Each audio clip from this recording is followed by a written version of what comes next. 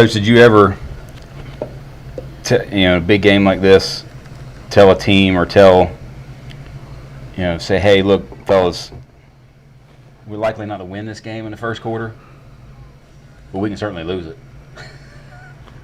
I usually talk about avoiding mistakes. And, we had the don'ts. We went through, don't be offside, don't block in the back, don't, go through all those. All right, y'all about ready? But all right, I'm going to bring us in 5, 4, 3, 2. Hello, everyone, and thank you for watching the UGASports watch-along show with Jim Donnan, the College Football Hall of Famer and former Georgia head coach.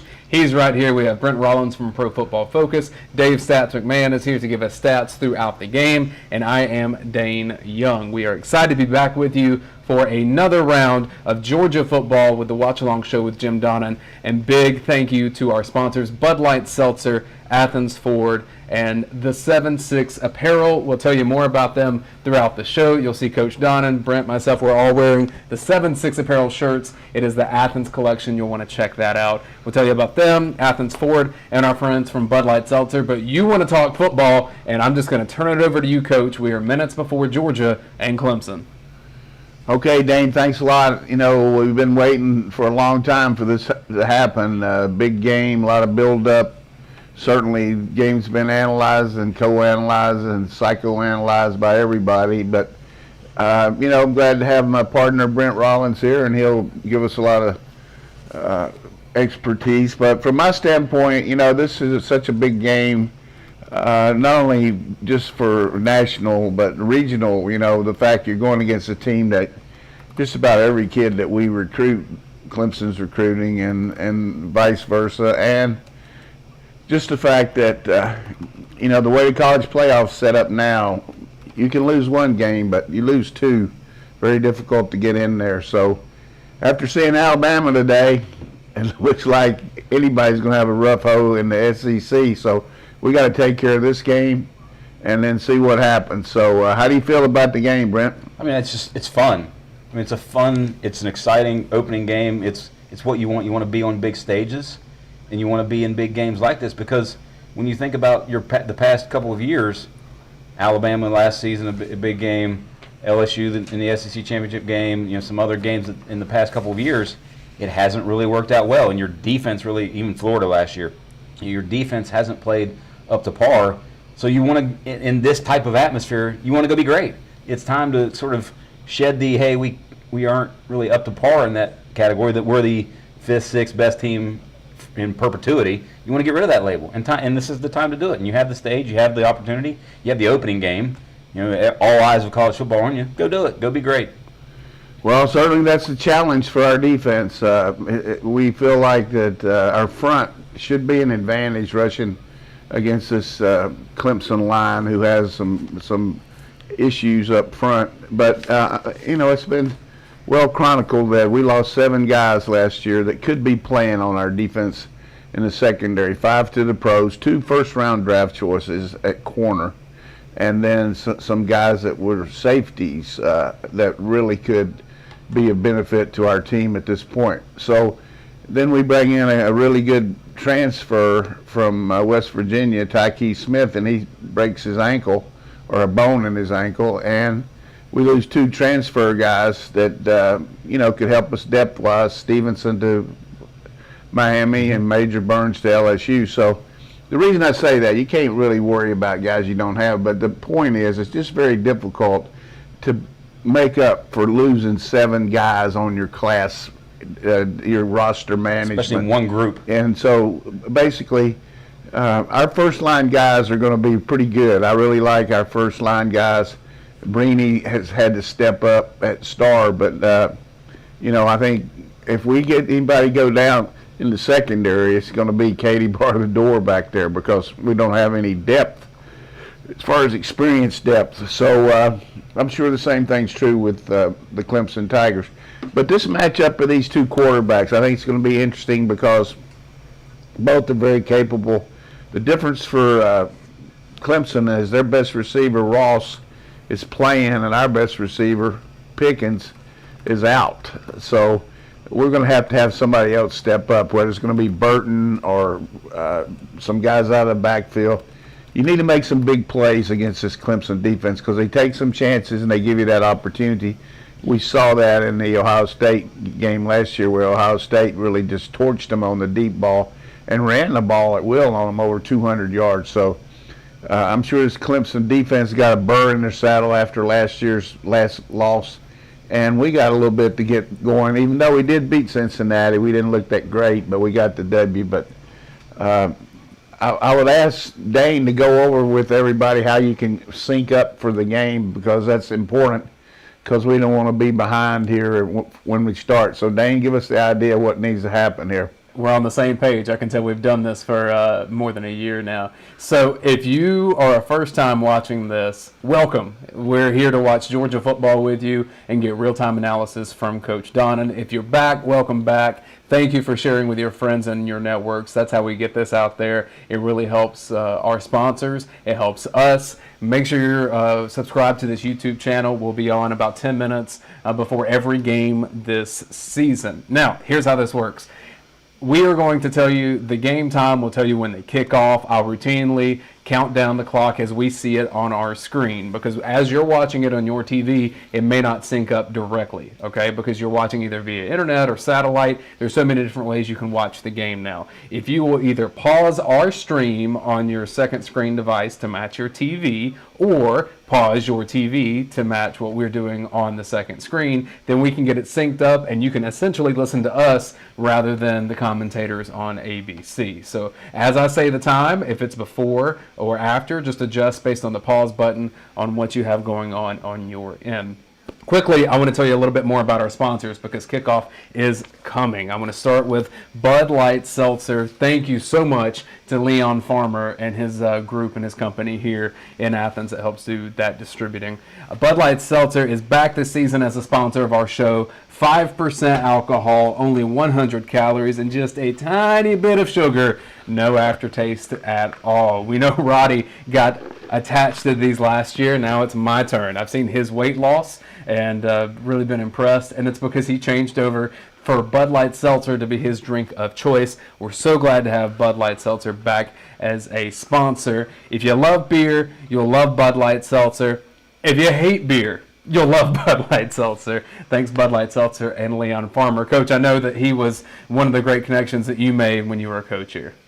Yeah, early on, Leon's father was really very supportive of our program when we were trying to get the weight room built or rebuilt, and he just had so many ways that he helped us. And then Leon and his wife Becky have just carried on the tradition of helping Georgia athletics, and just a really good friend of the family. And their son Bo, leaving the nest a little bit, going to school down there as a freshman. So he's left Athens Academy, so I'm sure they're trying to keep up with their daughter playing volleyball. But a good family and good loyal people, and you can't beat the Farmers. And another thing that we're fired up about are these shirts we got, because at my age, when I can get a shirt that fits like this, I'm going to take it. I want the guy to send me some more because the thing just feels like it's what I need. You know, with I'm in the fourth quarter and I need to have a comfort level like this, and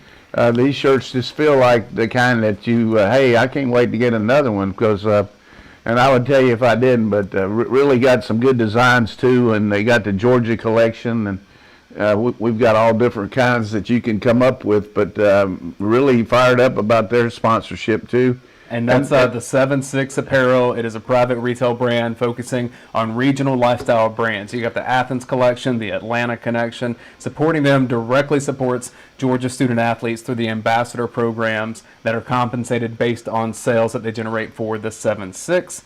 There's 10 ambassadors, 6 private ambassadors, and including one of the former Bulldogs, David Andrews, is connected with the 7-6 Apparel. Well, that's good. I mean, I'm glad David's involved, and certainly another sponsor that's been so good for everything that UGASports Athens forward. Just every time you go over there, just a tremendous attitude among their sales force, and trying to make, you know, that's their job, to make you happy when you come in there and give you a good deal. But the thing about them is the service after the sale is just outstanding.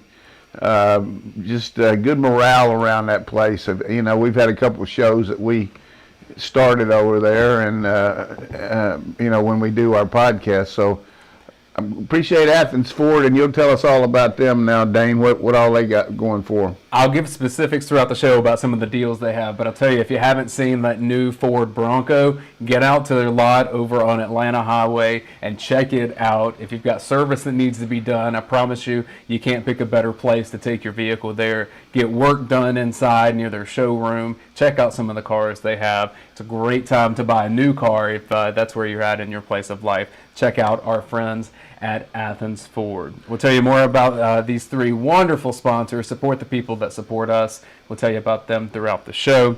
Brent, I just got this on Twitter from Anthony Dasher from UGASports. It's at the game. The press box is literally shaking in Charlotte right now. Yeah, and Georgia's going to get the ball first. And Coach, I want to go prediction on you here. First play of the game is either one of two things. One would be A run or a pass? No, good call. But like we saw with Zamir against Florida, or something deep to Arian Smith. First play of the game. There's my We're prediction. just catching the ball. I think right they're now. probably going to run some kind of play action. Kenny Mack.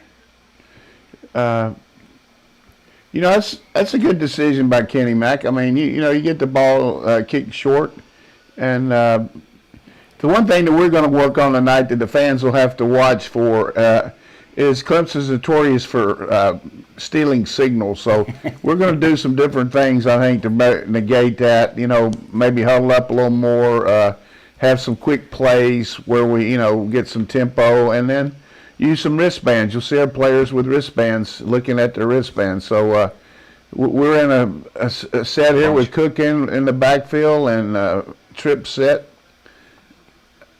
14:52 on the clock. Snap. That's a little misdirection. Brock Bowers. First career reception. First career play. Yeah, we knew he was going to be big for us tonight. One of the things we need to do here, here's a chance, you see them looking at the wristband so they don't have the signal, a chance to look at our guys on the sideline, and hopefully that's one of the reasons you watch our show, that we can tell you stuff like this. 14:23, 14:22, 14:21. It's 2nd and 3. James Cook in motion. False start, left guard. That's a step. Van Pran Granger at center, by the way. Here's what you got to watch for when you got a new team. Snap count and hadn't been used to crowd noise. Over a year, by the way, basically. And that was one of our deals where we had two backs in the game, but Cook was actually a receiver, so you saw him going in motion, and we had the ability to get our best players on the field. That was on Schaefer, right? I think so. Don't expect that from a super senior.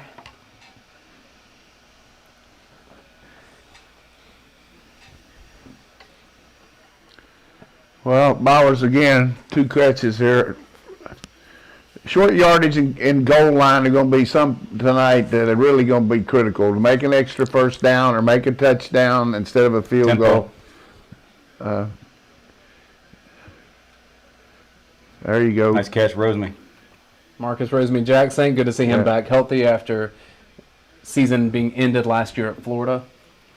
Let's talk, me and you. When I'm talking, you talk. You know what I mean? Don't be talking when I talk. 13:25, 13:24, 13:23, 1st and 10. You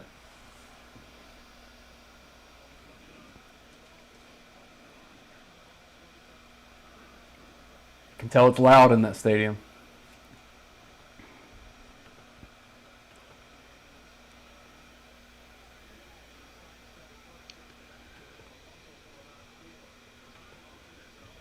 Anytime we can get 4 or 5 against us, there's Todd Munkin up there along with Todd Hartley calling the plays. Hartley helps with the special teams and tight ends.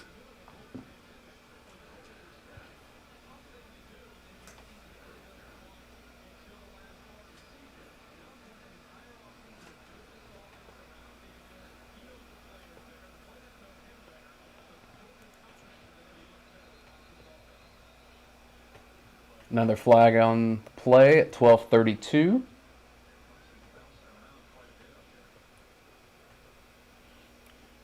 Simulate snap?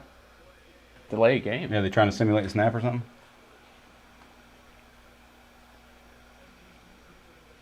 That could be it, Brent. They could be hauling out our signals. Clemson trying all that stuff on us. Here's a chance to go for the throat. Waist down. Looks like Oh, Tate man. Ratledge limping.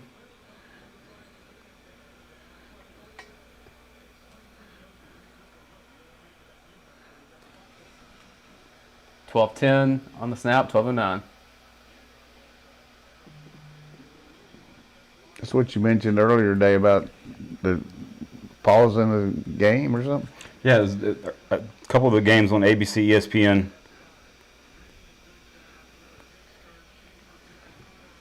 Georgia playing quick. Was that a look at a deep shot, Coach, or could you tell? Yeah, first down deep shot. But good job by JT taking what they give us and making the second manageable. I like the screens we're using and the underneath stuff against this aggressive defense. Ball possession. And I think, was it Erickson that came in at right guard? I think. he's the most experienced guy we got. There's that quick pitch. Kendall Milton with the carry. It's third down, 11:10 if you're trying to sync us up. 11:08, 11:07, 11:06. Got to do a better job there by Bowers. He just missed the guy, no hitter. You got to go for his outside number, not his inside number, Brock. Coming up with no backs here. And now we bring Milton back in to make an adjustment against empty. And now we got like 3 wide receivers in the game. Got plenty of cushion down here with 81. Got the snap off. It was tight. There's Milton. Nothing doing there. 10, drop back. He was up on the line, drop back, got in the throwing lane. JT looked there first. Well, a decent first possession, but, a couple penalties, one on each team. But, that was a good job of disguise by the defense, like you say. Show you an off route and then, drop it into the coverage. Field position crucial here. Jake Camarda on to punt. 9:58, 9:57. We're 4th and 7. Nose drop. Ball, nose of the football pointed down. That thing's going near the end zone. Good job. Who down that? Ratledge being carted off. Starting right guard. You hate to see that. First big game for him. What a punt. Nice. So one of the things we track, Coach, at PFF is when the punter puts the nose of the ball down, like he did there, and it's meant to do just that, like the old Right. slam wedge, to hit and kick up like that. And great job by Camarda. But one of the things you noticed instantly on drive 1 was basically every play had some form of shift and or motion to it. Right. And Except that's, for a couple quick plays Yes. where we just went tempo. But I do like our ability to get people in and out of the game. But that's just a critical injury there to Tate Ratledge. He's had a tremendous fall camp. And of the 3 5-star linemen, Broderick Jones and Mims, he's a little bit ahead, and he was the guard. And now we got on to Schaefer, who really is a starting center going into fall camp for everybody, but he broke his hand. Erickson. Yes, who did I say? He said Schaefer. Yep.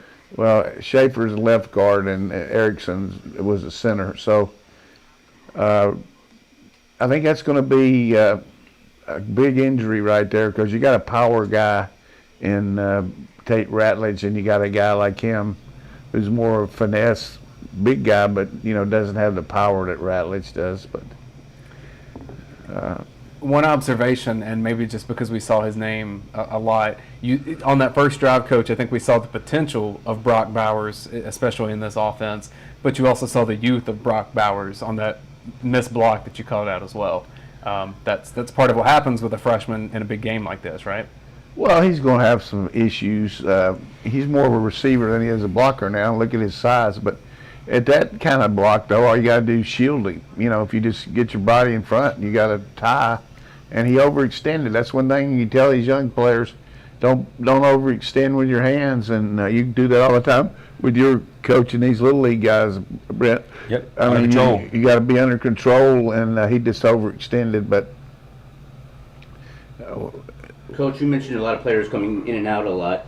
Georgia's had 3 design runs, and 3 different players had at least one run on that, and then Georgia's also had 3 different players catch the ball. In the 6 years that Kirby has coached, the first catch of the season has been a tight end, and just like how I think Brent said beforehand about who's going to be thrown to. Well, 3 out of 6 years has been a tight end. Two of the 6 years has been a running back. 1 year as a wide receiver. That was his first year. Throw to the tight end. That's what they always say on the Yes. net. Roddy's weekly tweet about tight ends. All right, we're back on the telecast. Clemson about to start its first offensive drive. We're at 9:42. Skycam is coming back on the field, giving you as many cues as I can so you can help sync it up. And that is Ross in the slot, by the way. Justin Ross playing in the slot position. Ui Ungalale surveys. Ross in motion. Snap. There's a good chance on the run through there by N'Kobe Dean. We're going to try to confuse this with our defensive front against this offensive line, and pretty decent job by the center on the Great nose job. there. Great job shooting the gap. Just missed him a little bit. That's Shipley. 9:17, 9:16, 9:15, 9:14. We're bailing down here, going deep. Up and go. Batted. Good job, Devontae. Devontae Wyatt batted at the line of scrimmage. Super senior. You talked about him, Coach. Yeah, just got to have some of these batted balls and drop balls. One of the things you teach the D lineman is if you can't get a rush, put yourself in position where you can bat the ball down. You at least are available to do something. He got stymied at the line, couldn't make a move. We got more of our Jaguar in here now. We got 3-man rush, looks like. We're going to try to play man under with 2 deep. 3rd and 8 for Clemson. Coverage sack. Great job, Nolan. Nolan Smith with the sack. They're going to be on the 2-yard line. They're going to be pretty deep in their own territory for this punt. I tell you one thing, the defensive secondary, your best friend right there was our defensive front that whole series. We got a knockdown by Devontae Wyatt, and we get a sack here by Nolan Smith just staying with it. As you mentioned, the coverage sack, but we had 8 guys in the coverage, and really kind of confused Big Cinco there. Coach, here's a question from Derek Walker watching, and it's perfect timing as Clemson's punting. How important is winning special teams in tonight's game? Oh, it's going to be critical right here if we can get a run back here, but this guy nailed it. We should have ball on their side of the 50. Kearis Jackson returning. And That's a penalty. Dan Jackson in there on the special teams with a pretty good block, but yeah, I think there's a great example. Our punt, as you mentioned, Brent, was knocked down inside the 10. And it just limits what you can do offensively. You got to be careful with the football. And then their punt net, probably how much was that? About a 40-yard net. So we're ready to roll. I want to give a shout out to one of my buddies, Tom Cullen, a professor at UGA that's watching and says this is really helpful, more helpful than the ABC broadcast. And Tom is a native of the United Kingdom and doesn't watch a whole lot of football, more of a soccer guy, but he's learning along American with football, us. yeah. So thanks for watching, Tom. Also shout out to Chuck Ward, longtime supporter of what we do. He says, howdy from Huffman, Texas. Chuck's on our side all the time. We got the best Texas support you could have with Chuck Ward. Speaking of, wherever you're watching from, please drop that in the YouTube chat. and we'll be happy to give a shout out to where you're at as we can. We won't prioritize that over game action, but do want to say thank you to George Wuzier, I believe is how you say it.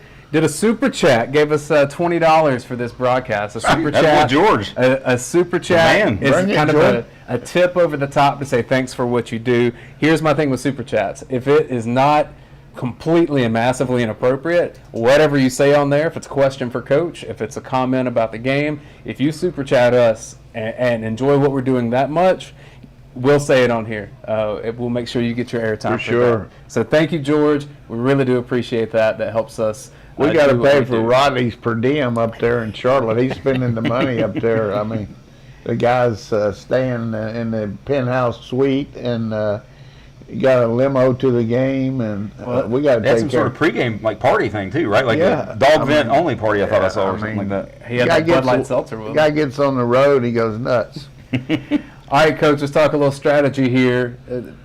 Early on, both offenses, I wouldn't necessarily say clicking on all cylinders. Do you settle down in on the second drive? How does that work from a coaching perspective? Well, our offense looked good. I mean, I didn't think their offense did anything, but our offense made a couple first downs and looked like we were, in pretty good position there, and then ended up with a first down pass where we didn't make any yardage. But I think right now, what you're going to go with what you thought going into the game, field position wise, and you say, hey, when we get the ball across the 50, what's our first play? Is it going to be a deep shot, or is it going to be some kind of reverse, or is it going to be some kind of misdirection?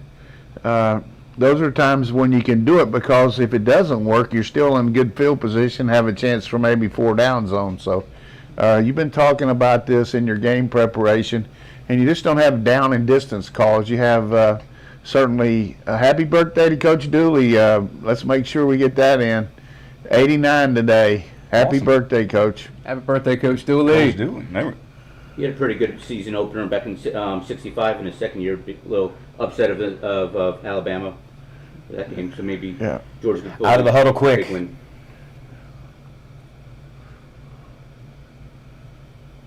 RPO. Knocked down. Clemson doing the same thing.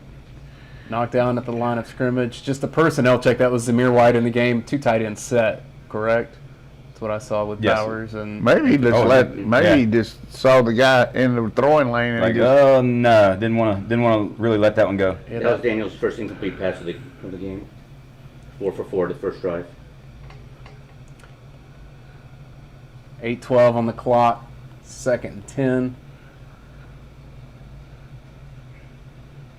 Is that Brad lad? McConkey. 4th different receiver to catch a ball. Yeah, we got a situation here with Blaylock out and some of these guys down. Lad McConkey is a definite threat out there. He can run with it after he catches it, and good special teams guy. This is a big play right here. We get first down, you got a chance at a field goal. So let's get a first down here, dogs. Brent, I know how much you hate 2nd and 10 runs, so I thought that was a good variation. Yeah. Here's a quick pass to Cook on the edge. Oh, great tackle by 23 there. yes, That was Booth. just- Booth, you should have come to Georgia, man. Interesting decision right here now. About 4th and 2, maybe 3. Yeah, I like this. Georgia was 5 for 13 in 4th downs last season.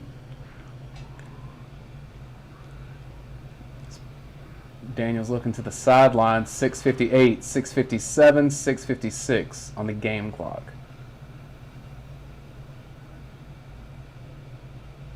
Yeah. Looks like we're trying to draw them all sides there. We'll call the Take the timeout. penalty. They'll take the penalty and punt. Either do that or timeout.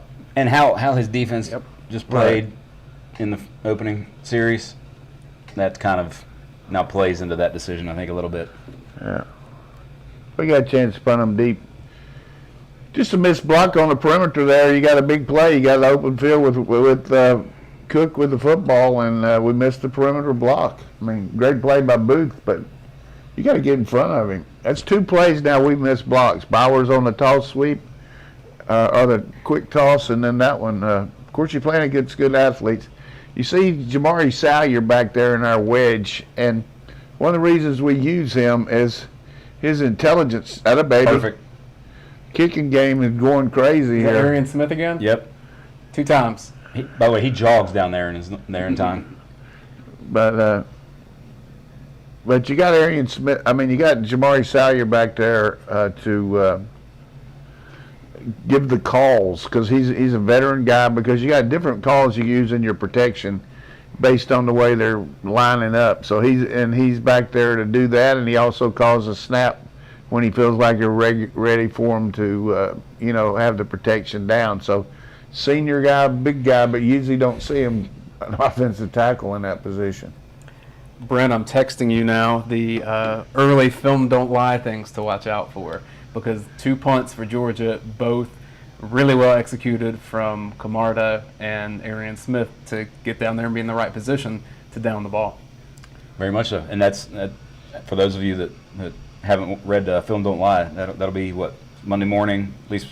Are we splitting into offense and defense likely again? Yeah, we're splitting Monday, offense and Tuesday? defense, so we'll have one. We may even can get it out as soon as tomorrow night. Yes, that's possibly. That's very true. And then one on Monday as well. Coach. Right quick from injury report here. Looks like Ratledge has a hurt foot. We don't know the extent of it, but from my standpoint, I'm glad it's not his knee. You know what I mean? It could be worse with his foot. Who knows? But His face did not look happy. He didn't. I think he's more disappointed he's not playing than Yeah. anything. Just But Coach, so one of the things with Clemson coming into the game was Brian Breesy, Miles Murphy, Xavier Thomas, a lot of the guys along the defensive line that kind of put that are pretty good players and get after the quarterback quite well. What are we seeing a lot of? We've seen play action. We've seen multiple screens, one to Bowers, one to McConkey. Quick game right there to Cook. So our get the ball out quick. whole game plan is to get the ball out quick, because we're not a great pass protecting team. That's not our forte. We like to run RPOs and run the football power blocking team. So you're going against an ACC team that's really good at rushing the passer. So that's part of Todd Monken's plan. Get rid of the ball quick. Use these guys in open field, but we got to block in open field. We got to make these plays when you get playmakers out there. I mean, we should have had a field goal at least out of that last play. I mean, that was just a missed opportunity. But hopefully, we can get a holding in the end zone or a sack and get a safety here, or at least make a punt again. As an offensive team, when you got the ball inside your 10-yard line, your goal is to make 1 first down. If you can make 1 first down, then you're in a position to, cut it loose a little bit more on your play calling, but also have a little bit more fluidity in your punting game. Because I know when I'm punting, when I'm standing in my own end zone, I'm not real happy about what's going to happen back there, because I worry about the bad snap, I worry about stepping out of the end zone, all those things that can happen to you. And change the football game around. You recover a fumble in the end zone for a touchdown. I mean, that's unreal. So they're in definite field position nightmare right now inside their 1 or 2 yard line against the Dogs. And you notice they're in the gun. We've been under center, I don't know, maybe half the time so far. 6:31 on the game clock. Clemson takes the snap right now. Going for all the marbles. Ringo. And, oh my God. They're going to call PI on that? I need to see a replay to see if I got more handsy than what I saw. It probably was before he threw it. He probably grabbed him before he threw it.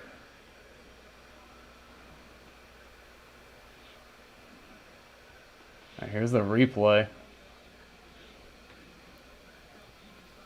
You can't do that, man. Grab the Grab jersey. at the collar. Yep. And what is sort of positive about that? You look at when they put Ross on the outside and Ringo is on him. That I don't mind that matchup right there. He didn't just completely dominate him right there. It was just get a little handsy. But in terms of staying with him and being right there, okay, I can live with that for later in the game. Clemson 1st and 10 from about the 17. The only thing about it, though, it gets in your mind that you just got one pass interference, and you're going to be really careful about how much you're going to jam the guy. You know, that's a negative for Ringo. False start, Clemson. Coach, you mentioned a little bit ago about getting a big sack wise. Nolan Smith with the big sack in the first possession for Clemson. He had 1.5 sacks in the season opener last season, so he likes to get a big early start to the season. That's good. I'm happy he's been waiting all summer to get him. Clemson takes a timeout to kind of resettle. I want to give a shout out to some of these towns that people are watching from. Mississippi Gulf Coast, we have Dunwoody, Loganville, Georgia. Alec is in the Bay Area. 72 Green is in Los Angeles, Stone Mountain, Georgia, Winston-Salem, North Carolina. Down in Central Florida, Knoxville, Tennessee. Columbus, Ohio. Noblesville, Indiana, Augusta, Nashville. Is Coach Day watching the game? No, my sister is. She just asked me if I which drink do I prefer since all the various options that we have here. Yeah, your sister ought to know that. We'll get to more of those as we can. Continue to tell us where you're watching from. Watkinsville, Savannah. We got Brainy lining up on Ross in the slot here. 625.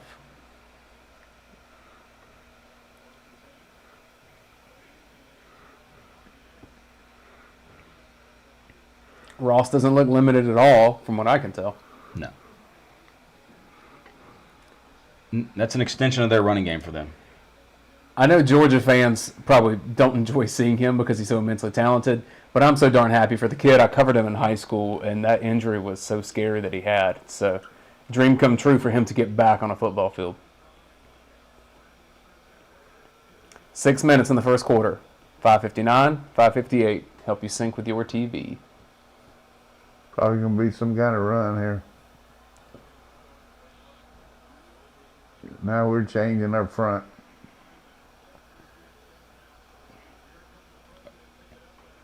Tell you what, we're disrupting them pretty good. Good job by Kendrick. Yep. Disguising, we're really giving this guy a lot to look at. Their quarterback. You notice N'Kobe Dean kind of JoJoing up there in the hole, looking like he's going to come in the gaps. Watch him right here. He'll move up in there and then move back. This is disconcerting to the O-line. They really don't know who they got. And then they had a late break there by Quay Walker. There's old Coach Smart making sure Coach Lanning's putting him in what he wants there, 3rd, 4th. Adam Anderson. Bottom of your screen. Again, got it. Kobe. N'Kobe Dean. He had the other half a sack last year in the season opener. It was Realistically, right now, it's a physical mismatch on our D-line. I mean, at this point in the game, they've completed one pass and had a pass interference, but he can't raise his arm. Well, I put this on the vent, sort of my thoughts this morning. When you think about if Georgia was going to blitz, where was it going to be? Dabo talked in the week, I don't know what we're really going to do at center. It's going to be over this, and they ran a game on the center right there. We got a block there. It was close. Almost. Yeah, well, Kyrus. Field position for the Dogs now. You got to take advantage of it. I mean, defense is playing good. The quarterback's really in a tough position right now. I mean, he's been reading about himself all summer about how he's going to light things up, and I thought he'd do a better job of throwing the ball over the middle against us, but he hasn't to this point. I'm talking about DJ. But our defense right now has got them confused a little bit. But I give them credit for one thing. They got the ball inside their 2, and our football team starting on our 35, so that's a pretty successful series. There you go. A 9-yard run for Kendall Milton on first down. It'll set up a 2nd and short. 4:48, 4:47, 4:46. Like the tempo here.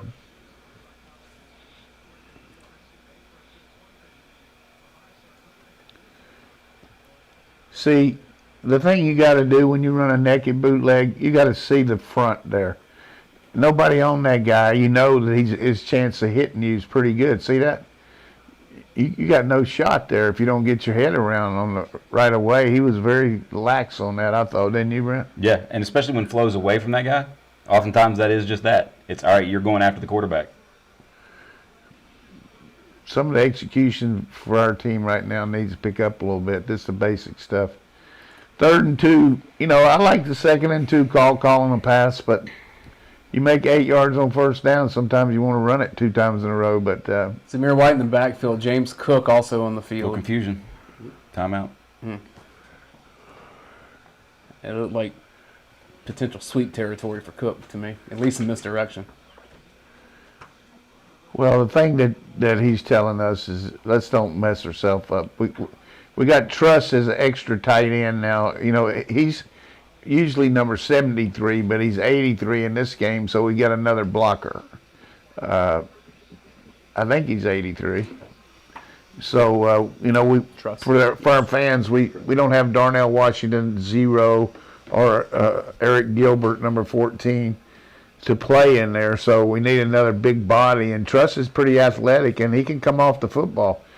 The thing that Dane was alluding to, when you put that group of another back in the game, he basically is a slot, whether it be either Milton or Cook, to come in there as the extra guy. Now, again, we're going to come out in a quick huddle here. We're going to line up and sprint out of the ball and then run the play quick. There it is. And you put Truss in at tight end, And he jumped. There's a flag. It was on him. Yeah. well, I just said it, Dane. Their tight end moved. You're not listening to me. There's Truss's first play as a tight end, and he gets a negative.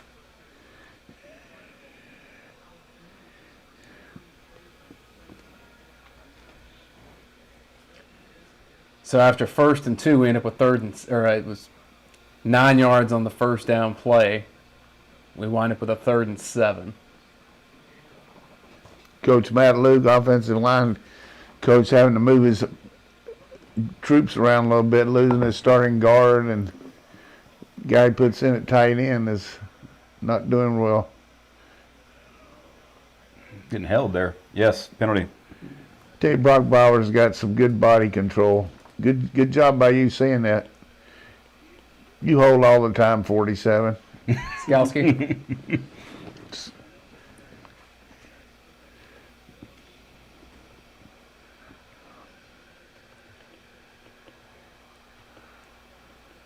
So each team with a pass interference penalty in the first quarter. 25 there, not 40. That one's a little more blatant Yep. than Ringo's. Burton needs to get a little wider there, give him some room over the middle there. We got to get the ball to Burton. We got to get the film of the game here. What are they looking at? Nothing up front for Kenny McIntosh. Basically got whipped right there. Sawyer and Van Pran, Granger having a little conversation about what happened there. Is there only one wide receiver touch so far? It was Rosemary Two. Jackson. Who am I missing? Oh, I mean, McConkey, that's right. you can't. We're having too many blown assignments. that was very much miscommunication there. Lost yardage plays are the nemesis of every football team. This ought to be some kind of outside run. The equivalent of. That's a good pickup. Get half of it. Now you got 3rd and manageable. 349, 348, 347, 346. We're in the first quarter. It's 3rd and 7, still tied at 0. Both offenses having some execution errors. Both defenses playing pretty solid. Georgia's defense playing lights out so far.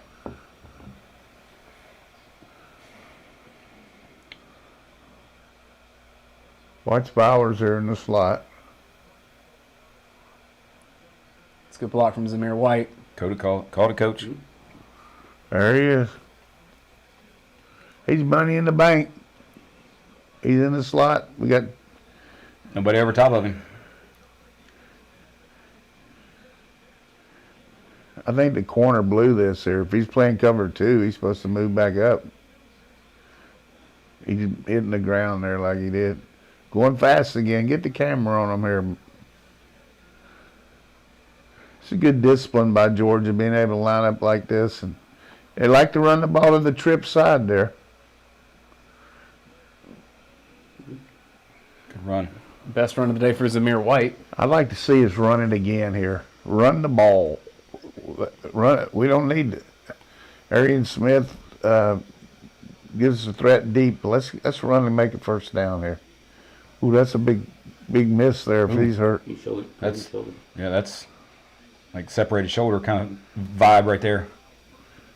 But for our fans, that's the equivalent of Jordan Davis being out. Breesy, sophomore, he was the freshman of the year for the ACC last year, and huge injury. The recruiting battle for him was intense. I think Georgia fans were upset with losing him more than anyone else that one year.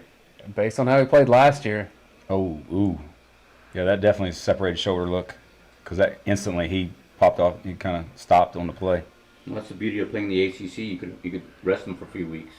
This could be a RPO 2nd and 3, but faking it to the back and throwing it. God, we missed the block over there. McClendon. And Truss was over there at tight end again. Going to set up a 3rd and short, 2:24. Just get it. Excuse me, fans. Just get a tie, please.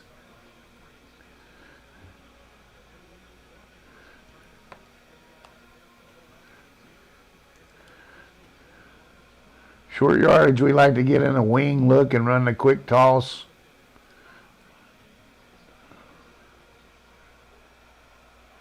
There you go. Ooh, baby, bounce back up to me. Good bounce. Good bounce. I tell you what you see in this game is the physicality of both teams. It's just people getting knocked around. I mean, both teams are hitting. Look at this hit right here. Doink. Right on the ball.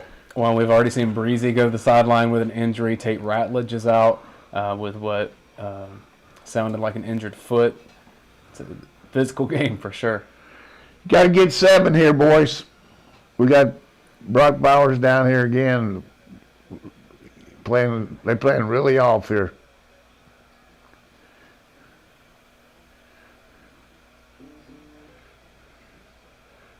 There he is again. Nice. Way to get What what an you got. athlete. Way to get what you got. So Coach Bowers had so much going on in that play. He first came in as if he was just moving right beside the left tackle. Then he goes all the way across in motion, comes all the way back, blocks, and then releases and catches. It seems like a lot, especially for a freshman. Yeah, well, the whole thing is based on trying to see if they got man or zone. You know, it tells you quarterback, now their best linebacker's got a hurt shoulder. So if they're playing man, the guy's going to run across with him and then come back. But you could see they were in zone there. So the screen's there because, you know, if there's man, you can't hit that guy underneath. But, again, Bowers is showing athleticism here. What was he got, 4 catches stats? 4 catches. I mean, could you think about how important recruiting has been over the past 2 years at receiver? Adonai Mitchell, Bowers, McConkey, Rosemary Jackson, Burton, Aaron Smith. That's who's on the field for you this entire game right now is redshirt freshman, sophomore. 2nd and 8 for Georgia. This is a good chance to run back against the zone here. Throw it back over here. Went for McConkey. Oh, shit. We got all those guys out there. Those are to the shortest guy on our team. Most we threw to a tight end last year, or most completions, I would say, to a tight end last year in a single game was John Fitzpatrick. And that was in the bowl game against Cincinnati. He had 4, and Bowers already with 4. Yeah. And Darnell had 3 in that game also. 3rd and 8 for Georgia. 39 seconds left in the first quarter. Kendall Milton in the backfield. You got the bubble up at the top if you want to throw it. Take a shot. Come on, he's holding him. I like A.D. Mitchell there doing a good job of creating contact, and then It's exactly that. It's just like DBs, like receivers now know how to get this. They almost work this as he much. got his arm around him. like He that. done everything but taking his clothes off. Come on, Goodrich. Oh, he got outstanding Oh. penalty. Who was the holding on? I think they're going to call it on Mitchell for having grabbed. Oh no, I thought when I saw 54. Come on, he calling on 54. Holding. You can't call holding on an offensive receiver, Dane. Come on. I just saw Mitchell hold on to a jersey and fall forward. That would be pass interference then. Yes, it would. Schaefer. It's 2 penalties for him. 3rd and 8. He's rolling. I like it. Well, Burton, You taking the points here, Coach? you know who our coach is. 4th and 1, maybe 2. Let the quarter expire. 4th and 2. I mean, what do you think? A flag. Coach, I would have gone for the last 4th and 3 at the 40-yard line. Yeah. What's the penalty here? Late? Something late? I hope it's late enough that gives us the first down. What I meant, well, I wasn't being smart, but Kirby likes to. What's the penalty? Ineligible receiver. Shit, somebody's downfield. Van Pran downfield. That's Broderick. But did they call it on Broderick or Van Pran? You got freshmen in the game making mistakes. Truss, Broderick Jones.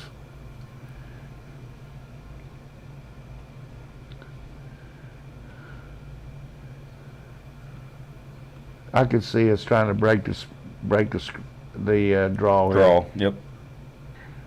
Get off the field, Dabo. We'll give you a penalty. This could be a draw to 2.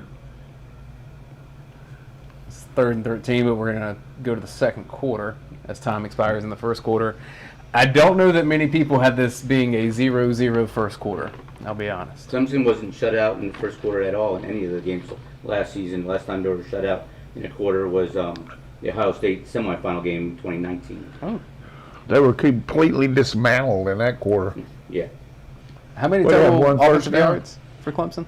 For Clemson, they had a grand total of -6, Wow.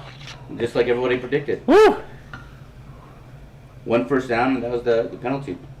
Georgia's had many penalty yards. Clemson's not had many offensive yards. Penalties are killing us. Well, we had 6 penalties or 5? Field position game thus far. 4 that were counted, I believe. Maybe 5. I want to tell you more about our friends at the 7-6 Apparel. That is Chase Kelly and his group, big supporters of what we're doing here. Coach Brent and myself have these 7-6 Apparel shirts from the Athens collection. And 7-6 Apparel uses premium garments for their collections. It's such a soft style. Brent came in here earlier saying these shirts are some of the softest I've had. It's such good material. It is soft material, tri-blend tees. Every shirt goes through a digital printing process. And here's the thing about the 7-6 Apparel. They don't go print 500 shirts, sit them in a warehouse, and wait for people to buy them. You order them, and they get it made for you then. So it's going to be fresh material, all for you, customized for you. Go check out what they have going on, the 7-6 Apparel. You want to check out their Athens collection in particular. Thanks to them for supporting our UGA Sports Watch Along show. No question about the comfort. I'm a t-shirt aficionado, and I can tell you, Connoisseur. You're a connoisseur. I've of been t-shirts. wearing them since I lived in Burlington, North Carolina, the textile capital of the world. So I know a little bit about t-shirts, and I can tell you, Speaking of North Carolina, they don't. took an L last night. Hey, now that's We don't need to talk about that. that's his friend. We had Two Mike Brown on our show. teams that bothered me last night and today were Carolina and Oklahoma. My NC State boys look pretty good, but they play in South Florida. But Virginia Tech, I mean, just Carolina couldn't get a spy on the guy. I mean, I tell you though, today the overwhelming thing for me, Roll Tide. Yes. Good Lord. They look good. Good Lord. I'm glad Manny Diaz was calling the defenses today for them. That really made a difference. I'll tell you another thing that's overwhelming is the selection that you have now when you go for Bud Light Seltzer. So there's the classic pack that we talked about all last season with the black cherry, the lemon lime, the strawberry, the mango. It's a great variety pack. You can look for the blue box wherever you buy your seltzers or beer. But now Bud Light Seltzer, they've raised the game here. So we have the lemonade variety pack, Bud Light Seltzer Lemonade, original black cherry, strawberry, and peach. Also, if you're an iced tea fan, peach, raspberry, was it tangerine? Get your tangerine Bud Light Seltzer iced tea. Only 100 calories in these, less than a gram of sugar, 5% alcohol. This is a good way to enjoy the game, but also feel good about it afterwards. Keep it crisp, dog fans, and enjoy Bud Light. Please drink responsibly. Dave, what's the play count in the first quarter? Play count in the first quarter. Let's see. Please. We had 71 yards. They're -5, I think. Trevor Lawrence up there, you need to come down there. 21 plays for Georgia, 6 for Clemson. 3rd and 13. Georgia spreading the field. We got an empty here. Screen. And we got 4 guys rushing. God, wait, throw the ball. Put it in front of him. That was, what happened to him on that? He had plenty of time. Well, he short-armed it. Hand. Did he get Yeah. hit? The defensive Yeah. defender's hand in the lane just a little, All right, bit. Pod. Last time we saw Jack Podlesny in a game that counted. He had an up and down fall camp. Not as quite as accurate as he has been, but right here you're gonna knock this one through. Oh no, wide left. I shouldn't have black catted him. Black cat, black cat. He's had that trouble in fall camp. Coach Muschamp helping with special teams. That hurts. He just jacked that one. Yeah, he completely missed it. Hit it almost with his heel. That's probably worth a film don't lie text message for our special teams, Brent. I think that one's mostly already written. I probably shouldn't have said that about fall camp, should have? That was a difference. God knows. This is Clemson's best field position to start a drive. Yeah. I could see him doing a reverse here to slow us down. Get the ball to Ross on a reverse or somebody. They gotta make something happen with their running game. With Clemson takes over 14-19 second quarter, first down. There's a quick toss. Well, not quick toss. look at that heat-seeking missile Speed by coming there. Tyndall. That's Channing impressive. Tyndall. He loves to get after Clemson coming from Columbia, South Carolina. Look at this heat-seeking missile coming inside out right there. Well, nobody touched him, but he can really run. And that's, and what's amazing, you heard so much, like we talked with Larry Williams from TigerNet, or Tiger Illustrated, is that what it is? Tiger Illustrated. Yeah, and about how fast Shipley is and how much they love Shipley, and that Tyndall made him look a little slower right there, screen. Georgia's defense is. Got to make the tackle. Clemson's protection so discombobulated right now, but they're fortunate to be in the game. No score, but there's going to be some ears pinned back here with 88 and 44. They got Bill in there, 33. Coach, Clemson's not really passing beyond intermediate plays right now. Is that just because the protection's not holding up long enough for any plays to develop like that? Exactly. Some level of man coverage here. 2-man, going to the back. Got to make the play. Well, you got N'Kobe Dean out there on Shipley, and they saw it. Give DJ a lot of credit. Here's 17, a linebacker on you got to make that open field tackle. It's Dan Jackson out there pushing out of bounds. Davis making a move over here. Second first down for the Clemson Tigers.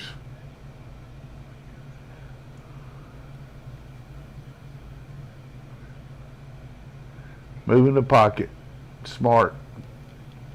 I love how Smith slow played him right there. Yeah, it was good. Make him run the ball right there. He's not a massive threat. Yeah. Make him run it. What I like there is just, hey, give him 2 yards running, but very good. Dabo's looking for some plays there that they ran in 1948 Well, from Frank Howard. Do some push downs, boys. And Taj Boyd on the sideline and Lawrence up in the press box. The tight formation here, some kind of rub route. or wheel. There's where he gave you some eye candy to the field and then came back in the boundary with a slant. This guy's got a big-time arm. Look at the velocity on that ball. Now they're going tempo. 11:57, 11:56, 1st and 10 for Clemson, just beyond midfield. Tell you what surprises me is how deep he is in the gun. He's really not very deep. Look when he lines up here. He's less than 5 yards deep. Not many people are that short, are they, Trent? No. Brent. Very short on the. There's a whole. That's what you need, a bad snap. I'll say, almost look like a false start, but take the play. I think the center thought he was under center. The way the ball came up, I think you're right. he thought, Yeah. thought he was Yeah. under center. He did. He walked up there to change the play, and that guy's nervous as a prostitute in church.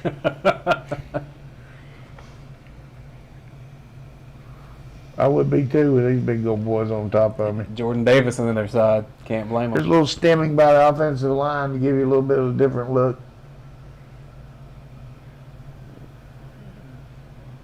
Very good. Millennial Oklahoma, Kirby calls that drill. I really like bringing the open field tackle. Our team does what you just saw, that 5 minutes every day, the first part of practice, plays that play right there The bubble. with people blocking and Yep. getting off it. But that was very well done by Breeny. I would say that Clemson would be better off calling their plays a little faster. We're in their head pocket right now as far as different looks, and they're getting confused. This could be a Sacco. 3rd and 9, 10-15, second quarter.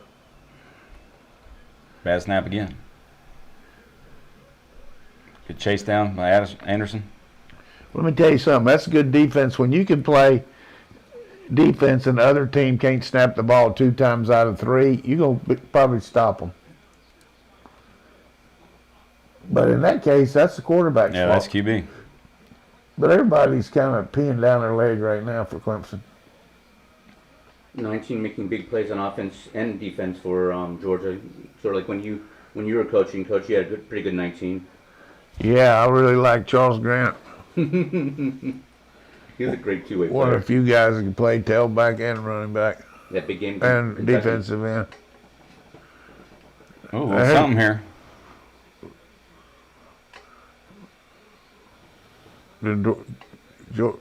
Timeout, Clemson.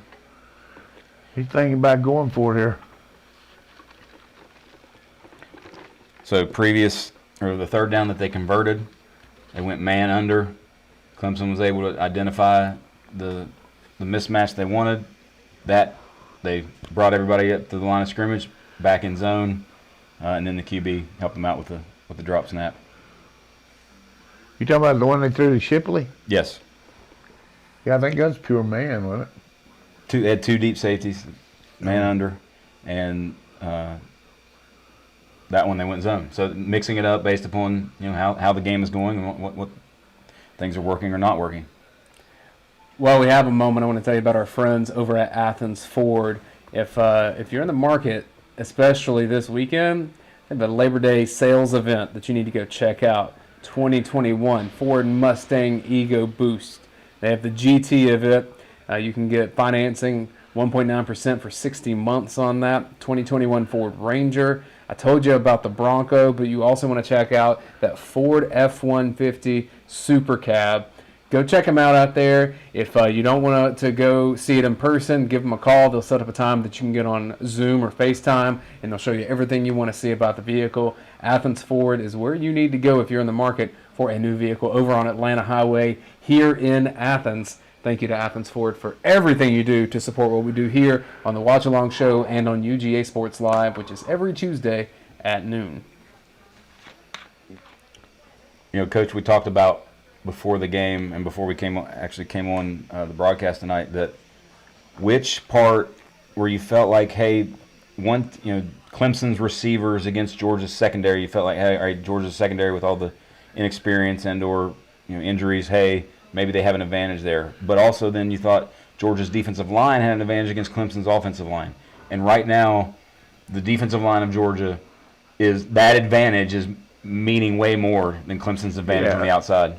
Yeah, I mean, this launch point, they're going to have to figure out some kind of protection beside their dropbacks and their RPOs. They're going to have to move this guy around, which limits the field when you move him, but they can't hold up against our rush right now. I mean, it's just a physical mismatch.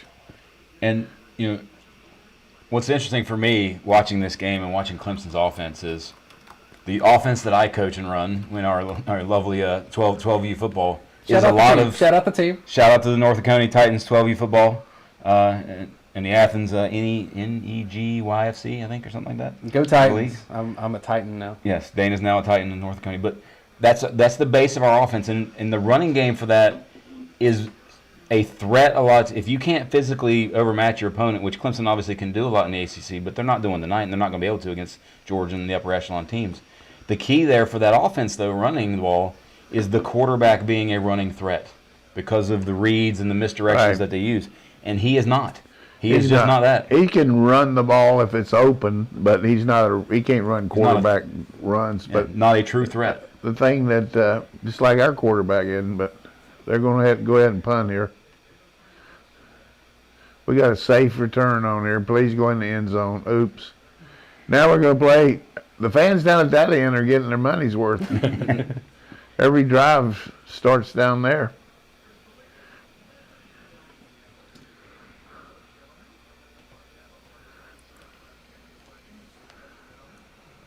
Who was the last national champion? LSU. LSU lost to Mississippi State last year. Wasn't that right? Yeah. That's why you watch our show. Coach is on it. Did State lost, right? I know that No, was. State was winning. Did they come back to win today? They were up 1 last time I saw. Okay. Mississippi State. Yeah. That was happening right as I was getting the show set up. So. Let's see. Georgia. They are winners, 35-34. Wow. There you go. Kendall Milton. Kendall Milton's had 2 8-yard runs. Now run it again, Coach. Run it again, please. 9:04, 9:03, 9:02. Second quarter, it's going to be 2nd and 2 for Georgia.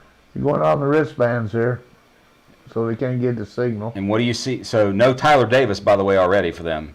And now that 11's out, the inside running game now becomes something where you're like, okay, let's go get some.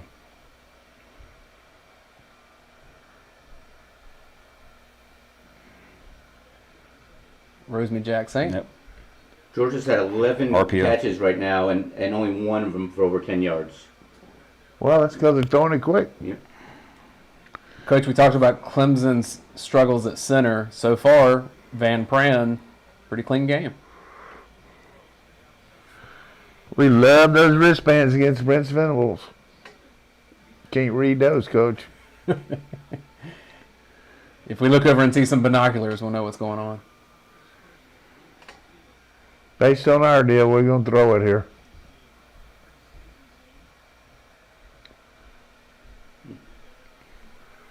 Not a lot of daylight for John Fitzpatrick. Well, right now you have a game that's being played within 5 yards of the line of scrimmage, and Clemson knows it. Like, to me, I'd love to see some Arian Smith at certain points, and/or like Coach is saying, just run it down their throat as long as if they're not stopping it. There's another missed block. You see Rosemead holding his head Yep. there. We're missing a few blocks here. 2nd and 10 for Georgia, 7:40 on the game clock.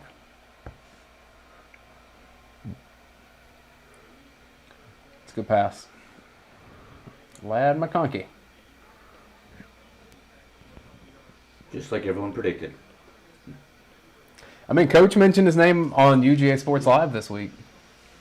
That he did. Get that. Oh, come come on. on. Slow down. We got no movement there. I would like to see Milton running that one. Was Milton have 2 carries for 18 yards? Hey, Breezy back in the game. Yep, We had him back in.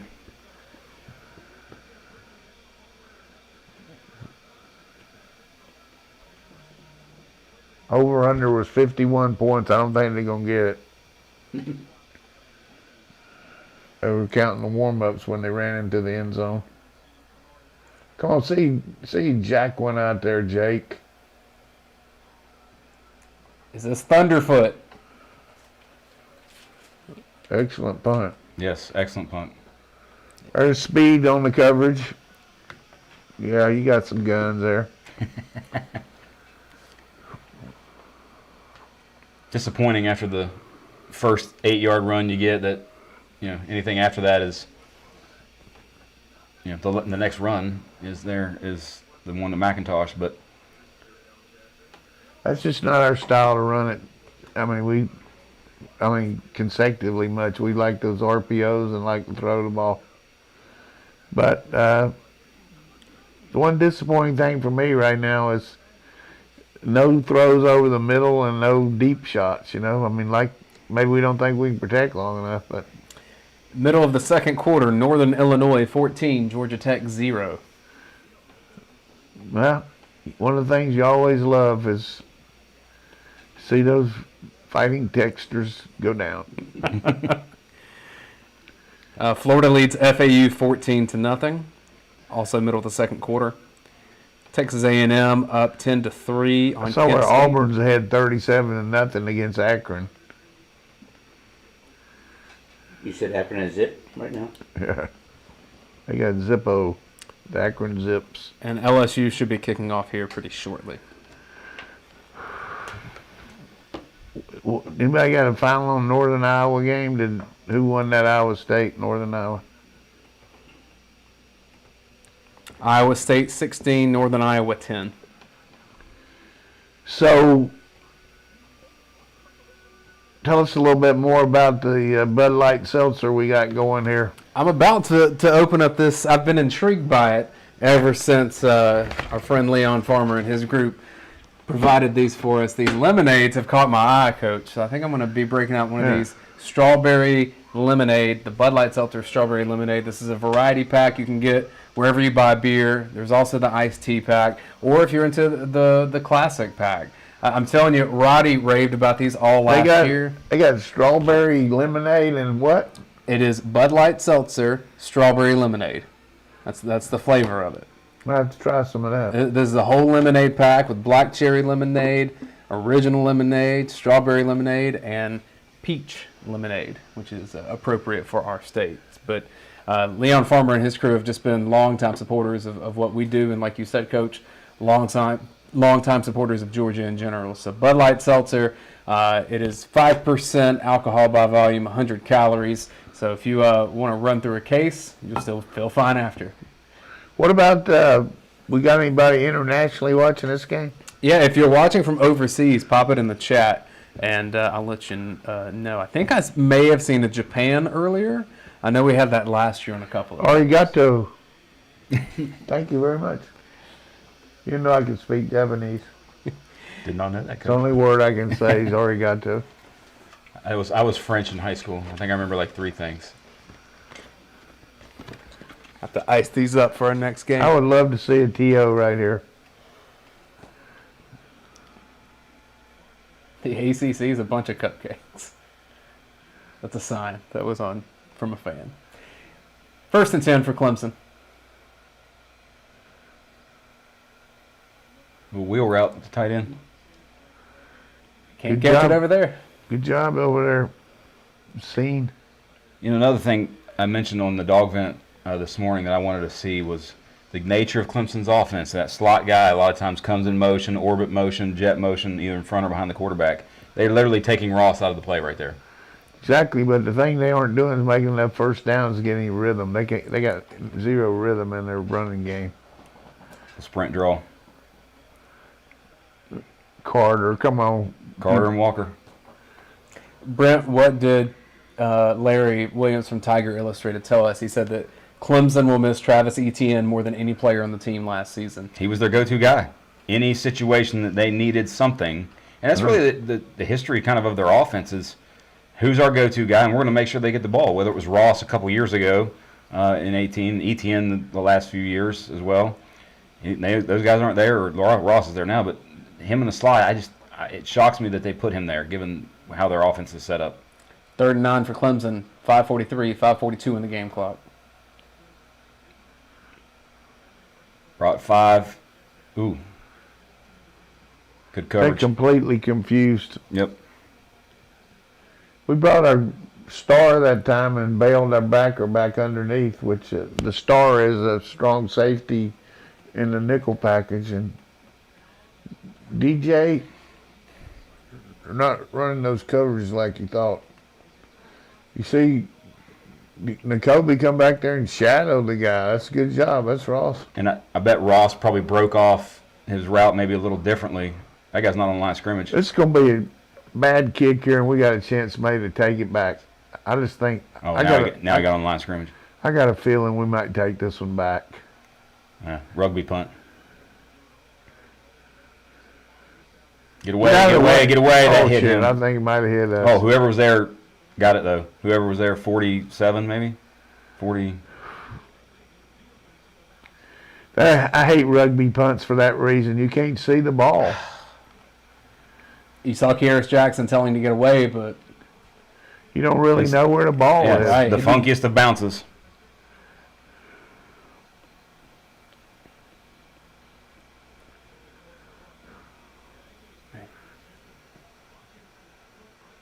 Oh, hit his foot.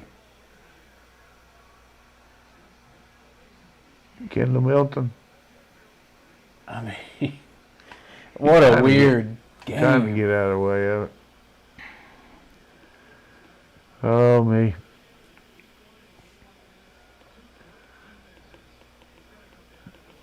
Whatever Clemson's best play, that's what they're going to run right here. They got it. Clemson has 32 total offensive yards, and now they're about to be in Georgia's field position if they're not already.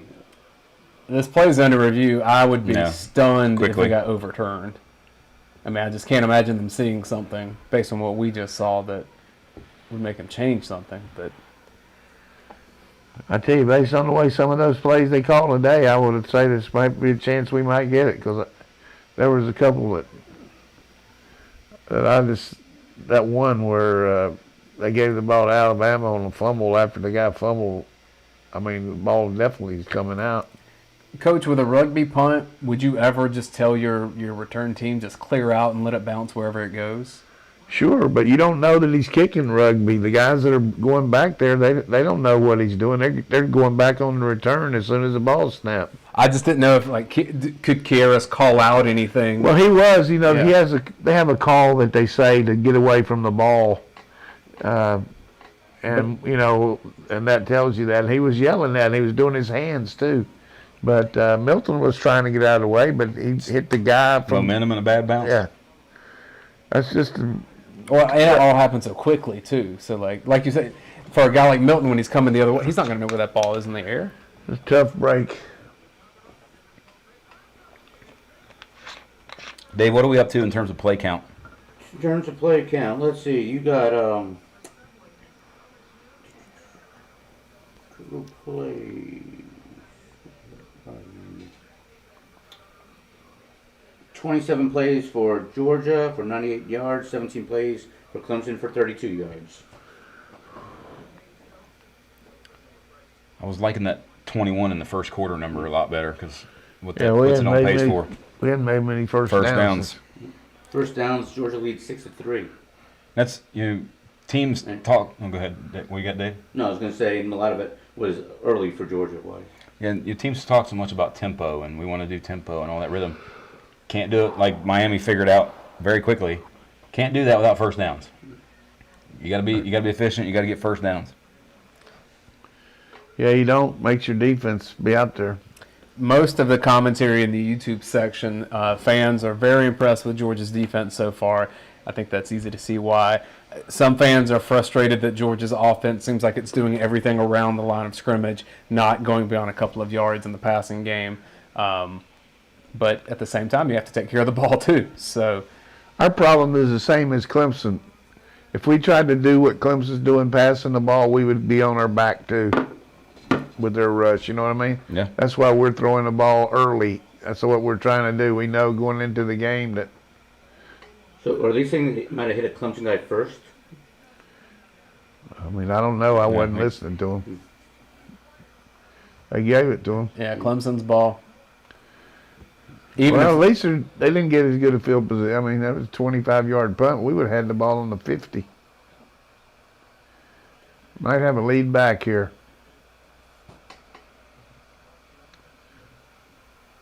Trying everything. That's what they had, wasn't it? Lead H back. About a 2.5 yard That's a gain. good play for them. Longest play that Clemson's had today was 15 yards. Longest play for Georgia, 18. 2nd and 8.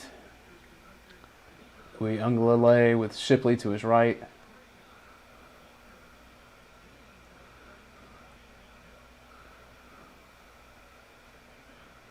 Throwback. Yes, good and covered well, and then lost contain.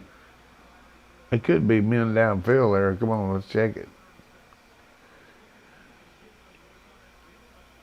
There's another good example of the best thing you can do with Clemson is move the pocket. Coach, we talked about this last year, but I think our audience may enjoy the explanation again. Georgia's defensive line was set in unison. They all pretty much took a hop step to the right. Tell me what that's about. They're just stemming their front to give them a different look where they can't make the protection calls. They've got a blitz here with a linebacker. A stem is right before the snap, everybody going over in one gap, and it's very disconcerting to the offense because, you know, they've made their call, and then all of a sudden you got a guy in a different gap. A lot of times you screw yourself up because you don't time it up good, but they got, looks like they're pretty much in unison there. Clemson with a no-back look here. Probably going to try to hit that inside slot. There it is. And that's why you're a coach and know what you're looking at. Off the play before it happened. Sets up a 3rd and medium. 3rd and 4.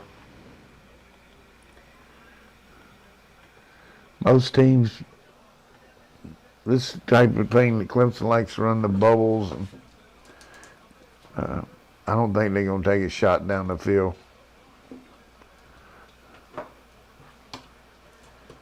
Nolan Smith way out wide in front of a receiver. Probably going to rush from there. Yep. Comes the heat. Oh, yes! Interception. Come on, show Get me there, tail get there. lights. That's it. Pick 6 for Georgia. If the offense is not going to score, defense. They baited them on that one. Just fantastic. What's amazing is DJ saw it coming. He saw it coming, went to the hot read, and you were right there. And like you said, Coach, baited him. Knew the hot was coming, knew the throw was coming quick. Tell me what you see, Coach. Well, you know, he's got the slot guy, and, you know, he's playing inside technique, and then he saw the ball break, and just tremendous play. Veteran catch. play. Yeah. Good for Christopher Smith, man. I tell you, he's just had a good fall camp, too. I mean, the thing that was well coached there was the fact that he broke inside the guy because you know that they're going to try to throw it inside. He screened him. Did you see that? He took away the inside, and boy, there's nothing like a defensive touchdown to get your team fired up and challenge the other team because they had a shot at 3, but it shows you the kind of speed that you know, DJ just doesn't have it there. I mean, that's a great point, Coach, in terms of this aiming point right there, because so often you see a DB right there want to just come in and have one arm with the tackle and maybe use the other arm to knock the ball away. There, he's like, all right, I'm getting the pick right That here. was perfect technique. I mean, I know today I was talking to a couple of my friends. One of the things that Smith and Scene, our two safeties, are not that great at covering guys, but they're pretty good on technique. They can't cover guys man to man, like on flag routes and all that. But that was just a baited coverage there. They knew that when we had the heat, and I hope we get a chance to see a replay of that, we brought the couple guys off the strong side where their checkoff is to hit that receiver in the slot on a hot read, and we took away the inside on it. That's perfect. Georgia had 2 pick sixes last year, both Eric Stokes, one Florida, one Arkansas. Playing for the Green Bay Packers right now. Is that Smith's first career pick? I believe so. So imagine Georgia lost 6 defensive backs. 7. 7 since Yes. last year. First score to play at the 5 to the draft, 2 to the portal. first score of the season for Georgia is a defensive back, and it's one that has waited his turn a long time to have his playing chance at Georgia. And I tell you, Christopher Smith, when he's gotten the opportunity, you go back to the Peach Bowl against Cincinnati, he's played quite well.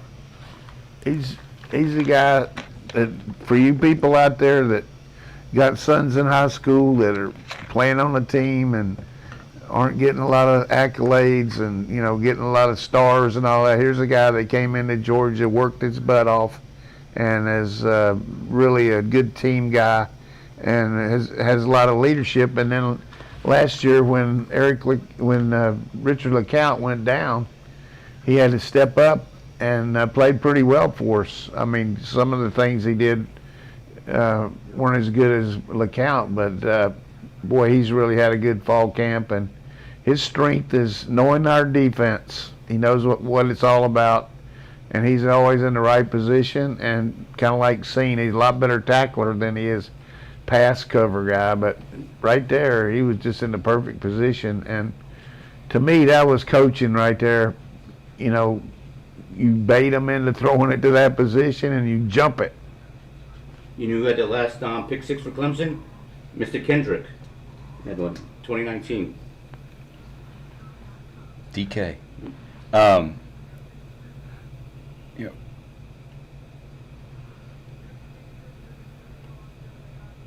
think you've seen that, Coach, in terms of when they're deciding to bring pressure in these third and short yardage that we've seen, that they've brought it, and they've said, all right, we're going to go after him, get him here because we know they're going to try to get the ball out quick. Hey, now you get to go back on the field and do it again. Yeah, here's our first kickoff of the year. We've been messing with some directional kicks to try to keep people in the ball game, as far as make them return it, but we went ahead with the power kick there.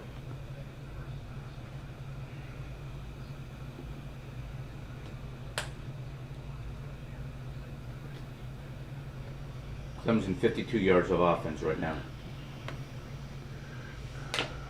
It's just it's a phenomenal catch and play, because he's getting the receivers right there, kind of hitting him upside the shoulder head as he's catching the ball. Yeah. Heck of a play. For months, I've been hyping up DJ Uiagalelei based on his talent, based on what he did last season, and so far in this game, Georgia and then the whole Clemson offense really just befuddled. I saw a tweet. Somebody said a bunch of different QBs. Oh, that who were is this right here? Roseme? That's Cramp. Be a cramp. A bunch of different QBs that were sort of Heisman contenders have 3 combined touchdown passes, and Zeb Nolan had 4 Has he got 4 for South Carolina. how many delay of games have they had? By the way, Dane, you've done excellent in pronouncing the Clemson's quarterback's name. What's the score? Took an off season to learn. 29-0. I appreciate it. Well, they get 1 win. That last name's easier. Yeah, Christopher Smith is an easier name to say. I figure if we all got Tagovailoa, then we can get Uiagalelei. The funny thing is, Clemson's backup quarterback, I have no idea how to pronounce his name. No, Taysom, right? Sure. And then PH something. I would say Pontchartrain. Yeah. But it ain't that. No, it's who is what? How many months removed from a torn Achilles? Yeah, towards Achilles, and now he's back 4 months later. Come on. Something funky there. All right, 1st and 10 for Clemson, 2:58. Georgia has a 7-0 lead. 2:58, second quarter.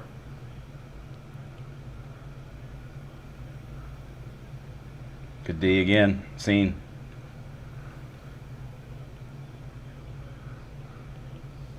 You mentioned on the broadcast, Clemson has 143 consecutive games scoring in the first half, which is the longest streak in the nation. The last time Clemson did not was 2010 NC State. Let's keep it that way. They didn't score against State. Nope, not in that game. Could be a run here. Fake again. He's staring these guys down. That's a good pass. 6'3" receiver. Tell you what was good there is it came off the hash. Read the coverage. We were playing cover 2 and threw it in the hole. You see these refs standing over the ball. If the offense substitute, they got to give the defense time to put their players on the field, and that's what the refs letting them do. So Is that Ringo that ran off the field? it's hard right there? to. 1st and 10 for Clemson, 2:22, 2:21 on the game clock. Massive pressure. That's a throwaway, right? Right in his face. Yep. Coach, that's the game within a game now, the substitutions, right? We saw LSU have so much success a couple of years ago with preventing substitutions from the opposite side. We're just all over this guy. Robert Beal out there helping out. Adam Anderson on one side. 47's the Jackson kid, right? Yeah, we got Dime in there now. He's a money player. Yep. We got 2 safeties. He's playing over there on that side. No, he's playing. We moved Cena up to money, and he's playing safety behind it.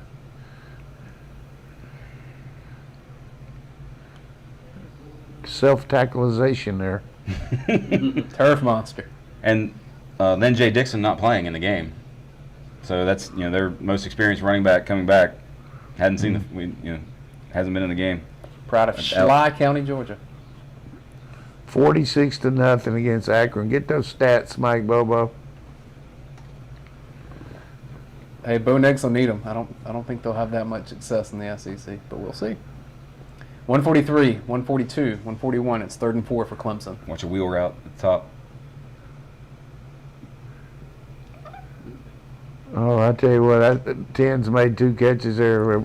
Kendrick was inside him, and he still beautiful use of his hands, wasn't it, Brent? Yeah, great job by the receiver. What's his name? Nada? Nada. Yeah. Or Ngata, I think is how you actually say it. 122, 121, 120 on the game clock. Clemson only with 1 timeout remaining. This, like, What a to me, catch. uh, Okay. yeah, he didn't miss that that for a second. The guy on the sideline cut it. But to me, this was what I feared the most for Georgia's defense, was Clemson saying, all right, completely forget about running the football. I don't care. I'm just going to let this guy throw it 50 times in 2x2 and let him just chuck it around. You got to keep pressuring. You got to keep rotating guys. Well, it's hard for us to pressure 2x2 though, because we can't play those 4 guys man. He's on a pace for close to 50 times. We're gonna bring this linebacker here. He's Carter. I tell you, Carter is a stallion. I mean, that's just a mash. Watch the movement here, up there, right over that center. Just Great swim move, quickness. Rushing at the edge of an offensive line, not up through the middle. Stuff we tell our kids: don't run at the middle of the guy. Pick a side, go. 3rd and 10 for Clemson. 106 left in the second quarter. We're going to drop here, play three-man rush.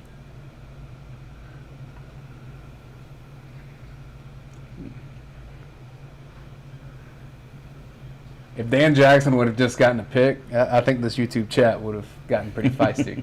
You would have poured some Bud Light seltzer, like start pounding some drinks. We had a guy in the chat, Jermaine King, was raving about Bud Light seltzer, and then a couple of minutes later he's talking about let's get a turnover, and then the very next play there's a turnover. Works out. This Fourth does and not 10. shock me. This is a good call from Dabo. Field goal does you no good right here. And it might be out of their kicker's Yeah, range. it's a long field goal, too. Yeah, out of their kicker's range a little bit probably. Still going 3-man. Now we're going to a 4-man look. Fell Yeah, overpowered. delay game. Now he might punt it. Or they get a He timeout. might have- That may have been intentional. Coach, are you allowed to decline these penalties? Yeah. Because I always wondered why, like, if they're doing it just to draw an offsides, why don't they ever decline those? You can decline it. You can decline it, but for them to decline this one wouldn't be very smart. No, 'Cause, yeah. Take that. you decline them when they, make it 15 yards or so, but if they still got a chance to go for the first down. Just a heads up for everyone, at halftime, right at the beginning, we'll recap what we saw, but then we'll take about a 10 or 15-minute break. You'll see a little slideshow pop up, but we will be back for the second half. We'll give you our commentary right before the third quarter begins as well. He's going to let this one bounce. That's a touchback. So what do you think Georgia will do? Run the clock out? Yes.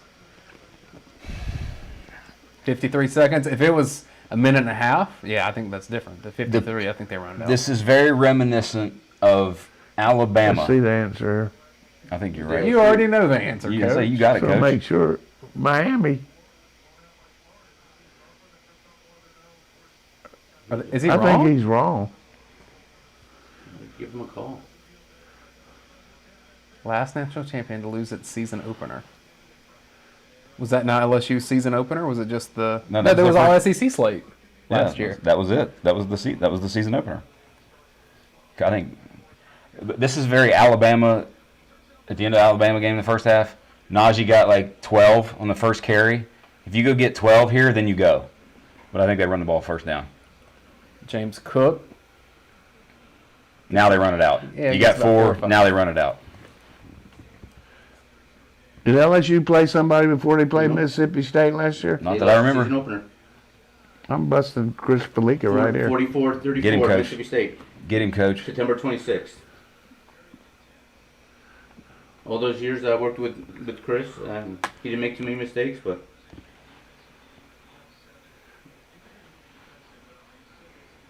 Georgia scored 5 points last season opener in the first half. He says they weren't defending champ. They were eventual champ. What do you call them when they just won it? They won in 2019, and then They won the national championship, and the next season they lost their first game. I don't know. All right, so Georgia goes into halftime with a 7-0 lead. Clemson gets the ball to start the second half. At least for me, and you guys speak for yourselves, a much lower scoring first half than I anticipated. Georgia's defense was absolutely dominant. Christopher Smith, obviously, with the interception return for a touchdown, gets the headlines. Let's see what Kirby Smart has to say.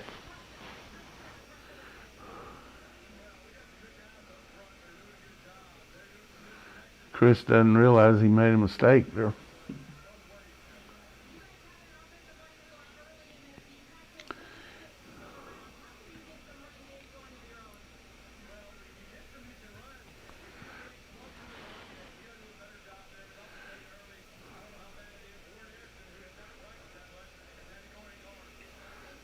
I mentioned the running game. Georgia has 58 yards rushing. Clemson only has 1, but I mean, obviously, sacks go against your running game in college. Yeah.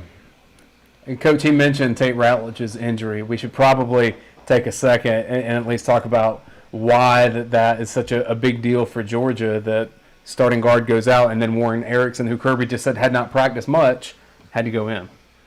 Well, the good thing about what he did when he had a cast on his hand was he came out there and repped mentally, and he was behind the team, and he worked at it, and he did a lot of cardio off the field. And then once they cut the cast down to a smaller, he started to learn how to snap with his other hand, and he got plenty of reps with number 2 as a center, but not any guard. But there's not that much difference, except you don't have to make the calls and everything. And he's got a real good rapport over there with McClendon on that side. We really had a chance to put this game away here in the first half a couple times. I mean, with the way Clemson's having a hard time moving the ball. I mean, we had great field position throughout the first quarter, then had a chance at a field goal. So you can't let them just keep hanging around. They got some big play potential, but overall, we won that first half. We deserved it. I mean, we outplayed them, out-physicaled them. This is a huge first half for Georgia football coming up, because you win this game, you're going to be on a big-time roll looking at some of these teams that I saw today that we're getting ready to play. I mean, we got a good schedule, and it's within the realm of winning the game here. We got a kickoff, start the second half, but I like our chances if we continue to mix up our coverages and don't give them anything easy and take care of the ball. We hadn't had any turnovers except that punt, which was a critical mistake. But overall, a little sloppy in some different areas with each team. But Dave, I don't think either one of these teams at this point could stand up and say, hey, they're a national championship team. But 10 weeks from now, maybe they can be, and they can develop. And certainly Clemson's got to get some kind of running game going, and we got to get some down the field passing game going. And both of these teams are probably looking at this game and thinking, yeah, I'm going to be a much better team in 2 months than I am right now. But I got to play this game right now. But the safeties, Lewis Seen, a couple deflections, Chris Smith with the big pick 6, and also, edge blocking. You talk about little things, edge blocking for Georgia, Brock Bowers, Marcus Rosemary-Jackson. With everything being close to the line of scrimmage, you're going to have to block on the edges and do those little things to get some form of explosive play to break somebody. Dave, I want you to look for a stat that catches your eye. I'll come back to you in just a second for that. Just whatever stat from the first half most caught your eye. Brent, what are you expecting from the second half, both from Georgia and from Clemson? Obviously, both trying to jumpstart some offenses. From Clemson, I think you're going to see what we saw at the end of the half. They're going to get in 2x2, 4 wide, and they're just going to let him chuck it all over the field. And he's going to throw it as much as he possibly can in the second half. Any sort of running game they're going to do is going to be their screen game. They're going to say, hey, our running game is our screen game now. Georgia, you have to identify when Breesy's not in the game, all right, and that's the time to take advantage and go inside with your running game and use your strength and power there. If not, keep doing what you did really early with the tempo. You had a penalty here or little things that put you back against the down and distance. So I think they're going to be just fine. It's just a matter of getting that one play. You got to have that one play. And to me, I want to see Harry Smith just get one chance to get one-on-one on somebody and just throw it up to him. But who knows? We'll see. But I think it's going to be good, and the defense and the secondary is going to really get tested in the second half. You found a stat? One of the things I think is pretty crazy. I mean, obviously, like I said, rushing yards count as sacks count and rushing yards, but having just one is pretty crazy. In every game last year, Clemson had multiple touchdown rushes. They had over 100 rushing in two of the in all games except for 2, and then they have also but they have over 300 over 200 3 more times and close to 300 200 several more times. So, I mean, the way Georgia's stopping the run and forcing them to throw a pass, and with the way Georgia's been covering, I think has been great. Yeah, absolutely. All right, so we're going to take a break here for our halftime. We'll be back about 5 minutes before. Brent's giving a wave, so I thought you were about to say 5 something. minutes, right? You said 5 minutes. Yeah, we're about 5 minutes beforehand. Shout out to Bud Light Seltzer, Athens Ford, and the 7-6 Apparel. We'll be back for the second half.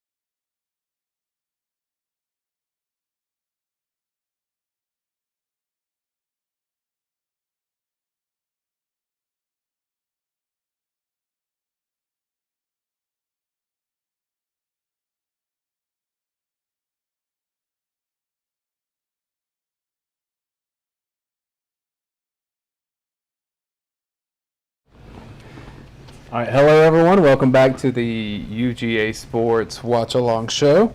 I am Dane Young with Jim Donnan, Brent Rollins, and Dave Stats McMahon. I want to give a quick shout out as the second half is beginning to Rational CFB Fan for $15 on the super chat. Says, I'm listening from Dubai. Appreciate your good work and commentary, Coach. Keep it up. Appreciate it. I've always wanted to go to Dubai, but I probably won't make it in my lifetime. Thanks for watching from there. We begin the second half. Georgia kicking off. First 5 minutes of the second half are something that's always so critical to every football team. And that's not cliche ridden, but I mean, you really set the tempo, make them punt or make something happen. And what adjustments did you make, and how well do they work? Right. I knew a coach one time said the only adjustment we're going to make is with our chin strap. We're going to tighten them up. Big thanks to Athens Ford, Bud Light, Seltzer, and the 7-6 Apparel for sponsoring this watch-along show with Jim Donnan here on UGA Sports. Be sure to share this with your friends as we begin the second half and get the real-time commentary. We'll help you sync up your TVs. Clemson taking the first snap of the third quarter. Pistol. Snap is going on right now. Uyangalele hands it off. Go ahead and run a lot of those, please. I do think one thing they did there, Coach, is something you're going to see more of in the second half, and that's Ross on the outside. I think they're going to go take some jump ball shots with him, try to get something there. Yeah, and you got two tight ends in there too, so you protect the edge better. You know, right there they got help them a little bit with the blocking on the protection rather than being 2 by 2. See a little tighter formation here. Screen. Just knock it down there, Trayvon. And Devontae, that's 2 on tonight for him. Mm-hmm. Super senior, as Dane called it. I like that. Illinois got 22 of them. I think Texas Tech at 11, I think I heard this morning, something like that. Clemson's 2 and 8 on third down right now. Let's make it 2 and 9. 3rd and 9 for Clemson, 14-25. DJ trying to get too slick changing the play because we're going to change our defense. Look at everybody. We got Anderson over the center. I bet that center's thinking about, well, how am I going to hold this guy? He's spying the quarterback. Oh, Flag on the play. so late. I think Dean Hidden hold him. So one thing wrong about a linebacker trying to play a great offensive receiver, you're going to grab them and sometimes you're caught. It's instinct. Instinct's a lot of time. Taking my mic off for a second. See that? Eat a few bites of food. No one wants to hear you. Chomp, chomp. And what's hard there for Dean is that, he's trying to maybe carry with him as he goes up the field, but, his awareness of down distance. We got Bill on Ross here. Bill playing star.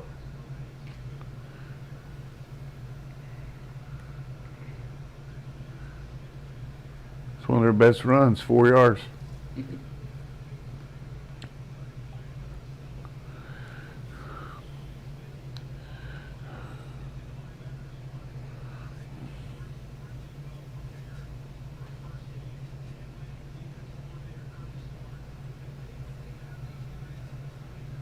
Bill's actually getting a lot of run.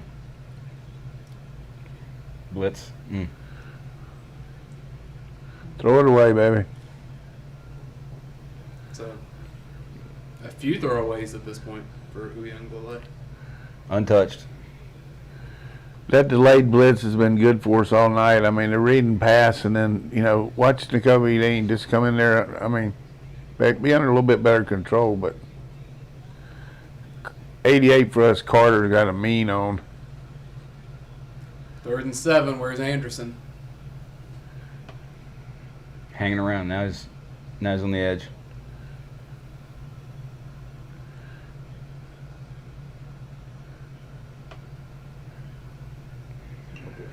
Yep. Good read. They brought the corner blitz and the scene wasn't over there, right? Yep. By that, the safety's got to come over and play that guy man-to-man. Last year we got beat by Alabama for a touchdown on that when try to disguise it. Ringo came off the edge there, and they saw it, and good job by DJ. He's reading the coverage a little better.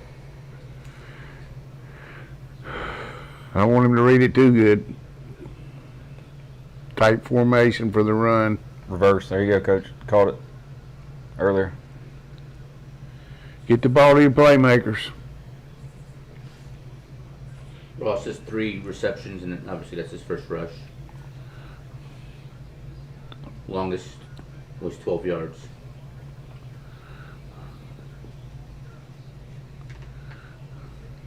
Yeah, Ross is not. He's not the He's not the speed Ross. demon running back guy that you're a lot of times used to getting that type of play too. QB run finally. Jordan Davis says, I tell you, their center's getting destroyed. I mean, Grade not so good right now.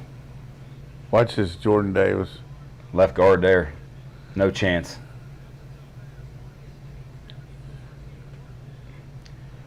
Coach, I've watched that guy do like ladder drills and played spike ball and stuff with him. He is one of the freakiest athletes I've ever seen in my life. 350. Be able to move like he does at his size is unreal.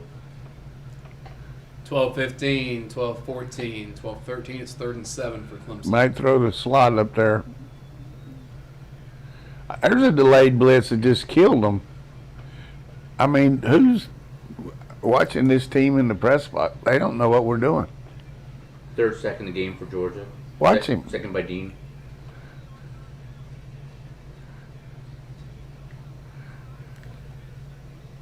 It really wasn't delayed. That was old crisscross. He lined up on one side and came to another. That lady there was asking her husband, what in the hell is going on? I don't know, honey. That's a good one to mark for Film Don't Lie. And you on the back view there, the all 22 view, again, much like Georgia is doing a little bit right now. Catch punt. There we go. Everything there at Clemson was at the sticks. There was maybe one route that was a little bit beyond the sticks. DJ setting up, and they know they can't protect, so there's no deep threat. Everybody's sitting on the underneath stuff. It's a recipe for disaster for both offenses right now because of the ability of the defense to not be threatened over their head. Yeah. How many sacks is that for us total now? 3. This 3. Kobe has 2, and Nolan had the 1. All right. 4 tackles for loss total. And the Plus, Kobe, they've had 2 bad snaps. Yep.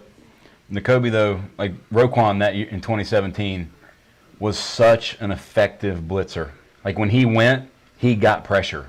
And the Kobe right now is being very sort of Roquan-esque as a blitzer. And on that series there, he came one time and didn't get the guy, but he forced him outside to throw a ball away. So very effective. I mean, they made 2 first downs on us, but One by penalty. we got to answer the challenge here. I don't think he can win this game 7-0. We need another score. The last time Clemson was shut out in a game was 2003 against Georgia. The year before I moved here. There you go. I want to tell you about our friends at Bud Light Seltzer. You know, Bud Light Seltzer was inspired by our favorite beer to drink on game days, Bud Light. Bud Light is an American light lager that's been around since 1982, and for good reason. It's crisp, it's refreshing, and it pairs great with game day food. So whether you're a Bud Light Seltzer person or the classic Bud Light, make sure you're checking out Bud Light for your tailgate and game day needs. And if the score remains as it is, and this close, I have to think a lot of people are going for some Bud Light seltzers to help them with their nerves in the second half. You mentioned the 1982 with the Bud Light Seltzer. Obviously, that was the season opener of that game was also Clemson, and Georgia won 13-7, and Clemson was the defending champion of that time. Are you predicting a 13-7 finish? For Georgia fans, I know they will be somewhat angry, but they'll take a win with anything. No, they win this game. But There's not a fan in the world that's going to be There'll be a disappointed. lot of people. If it finished 7-0, no. You don't complain about a win against Clemson. I don't care how it happens. You know. Message boards talk a lot of stuff about things like that. If you could shut these guys out, that would just be incredible. Yeah. Some names I just want to toss out there because they're not the ones that we've talked about, frankly, all offseason. Though, Coach, you've mentioned some of them to us. Dan Jackson has gotten a lot of playing time on defense.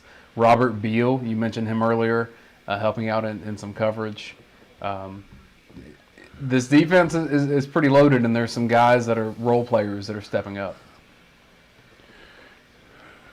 Now we focus back on Georgia's offense with the telecast coming back. Brent, they're bragging about how he's been getting the ball out of his hands and anticipating what the defense is doing. But so much of playing quarterback is throwing to windows. Wow, we're getting Georgia's snapping quick. And Tried TV to not hit being A.D. Mitchell on a little back shoulder.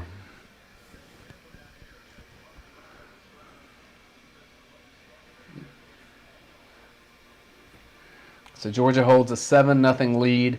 We are in the third quarter. 11:20 on the game clock. It's 2nd and 10. There we go. There we Patience, good patience. It's a good run. That's Zamir's best run of the go. day. 15. That's the longest play. That's the longest play for Georgia all game. Get out there and run it again. Coach, you love that little quick pitch. Yeah, I love it when they block it too.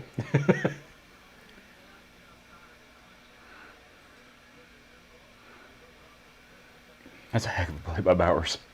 Get The that. thing we're doing there is just the one word thing where they don't even, they just have a quick word to tell them where to line up and run the play. But that's worth it, though. 7 yards. 3 yards. 5 catches for Brock Bowers for like 20 yards. Keytrez in the chat says, I like how calm y'all talk football. It's helping 29. keep me calm. Yeah, we love to be calm. Both two backs on the field. Seen a little more of that. He's going in motion, probably throw it to him wide. Good Lord, they knocked us back. Reese's pretty strong.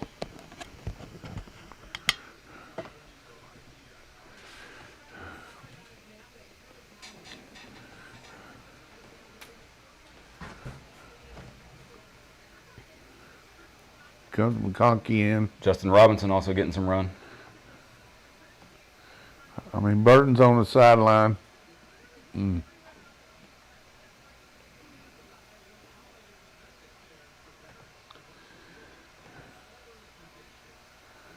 mentioning Bowers. Good protection, bad throw. He just scared it down there. Yes, he did. Throwing the ball to who? 9?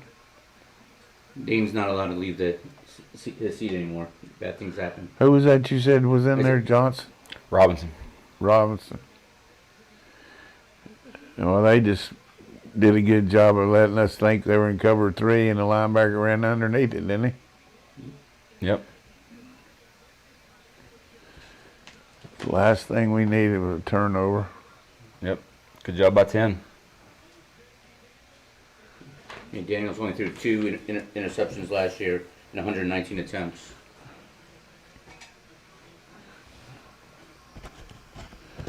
Brent, we talked often in our film review of Daniels in his early career. That was an issue, was turnover-worthy plays. Yep.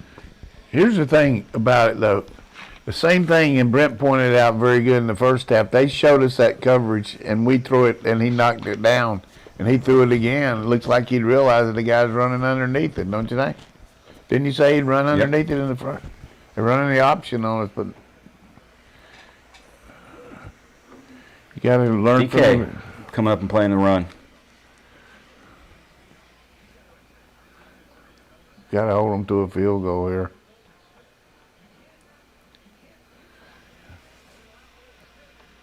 Not a lot of room to pitch a ball. Look at Carter out there. 2nd 8 for Clemson. 9:10, 9:09, third quarter.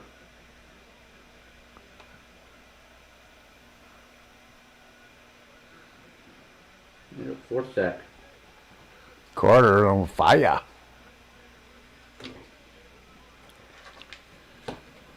Get one Georgia's more. defensive line. Get one more and knock him out of field goal range. I was curious as where he was looking because they had like a double, I thought he was going right with the ball, and then he pulls his head back left. Did he want the? Two guys went to the same spot. I thought it was by design because I saw both of them go there. I'm like, oh, they're getting a lead blocker on something quick, but it was just a screw up. It looks like. Unbelievable we can knock them out of a field goal here. 3rd and 16 for the Tigers. Screen, nope. No. Another one, Adam Anderson. Wow.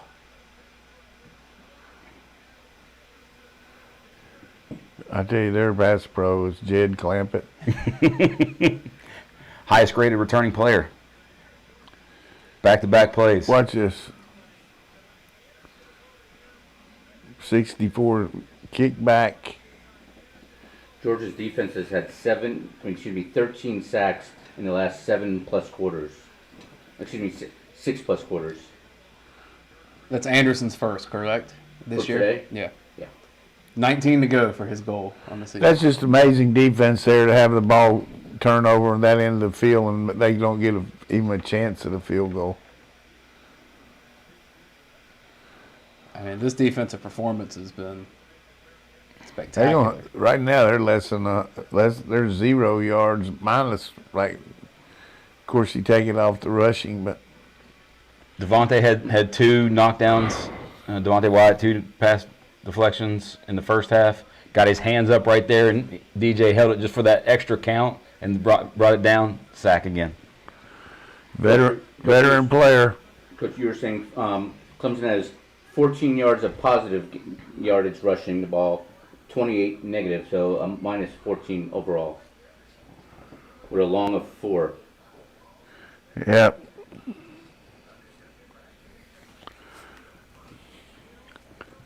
I would say right now, run the ball every down and punt it. No, but I'm just saying, I don't think they can score on us unless we give it to them. We just got to play field position. Can't sit on it, I know, but realistically, since the first quarter, we haven't done anything on offense, have we? No. I mean, you had 21 plays in the first quarter. How many since, Dave? Maybe like You said 21 plays in the first quarter, I think is what it was. Right now, they have only like 2 first downs since the first quarter, ever. I can tell you that right now. Georgia had 5 in the first quarter, and now they have 7. So they have We made 2 first downs since the first quarter. Some SEC scores. Auburn leads Akron 53-7 in the fourth quarter. South Carolina leads Eastern Illinois 39-0 in the fourth quarter. Florida leads FAU 14-0 halfway through the third quarter. Texas A&M is winning 10-3 just beginning the second half over Kent State. ETSU beating Vanderbilt 10-3 at half. Ouch. LSU and UCLA second quarter 7-7. Seriously, man. I mean, Eastern Illinois. Max Johnson 9 of 15 for 96 yards and a touchdown. A lot of Oconee boys playing the SEC. More than the state of Florida. I love that stat. I didn't look at Zeb's stats. 4 touchdowns at one point. He had. He's no. It is Eastern Illinois, so I'm not. I don't want to poo-poo that either. All right, so Coach, when you've been in games like this, where you just kind of have that feeling like nothing is going how you want to offensively, where do you go? Like, where does your head go? You always say, hey, let's give it to our best back behind our best lineman. So I would give the ball to Milton and White behind Salyer and Schaefer. And then throw the ball to Bowers over the middle some, instead of trying to work him on the outside. Right now, Milton 4 carries, 16 yards. Zamir White 4 carries, 14 yards.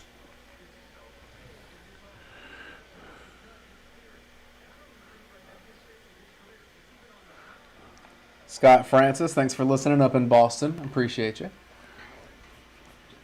Send us some lobster. There it is, behind your left Nice guard. jump cut. Great jump cut. Hey, give me a little credit for that one. Right there, Coach. Little fist bump right there. Good There's call. your longest play of the game for Georgia. Stumbling and rumbling for the North Carolina natives. That's Go an on. insanely great jump cut. Go ahead and run it again. Now let's Like, see if we run it again. Boom. And it sets up everything. You see Good John job by John Fitzpatrick Fitzpatrick. owning 7 there. Maskell. So big to have Fitzpatrick back for this game. Guarantee this is a pass. 7:02, 7:01, 7 minutes, third quarter.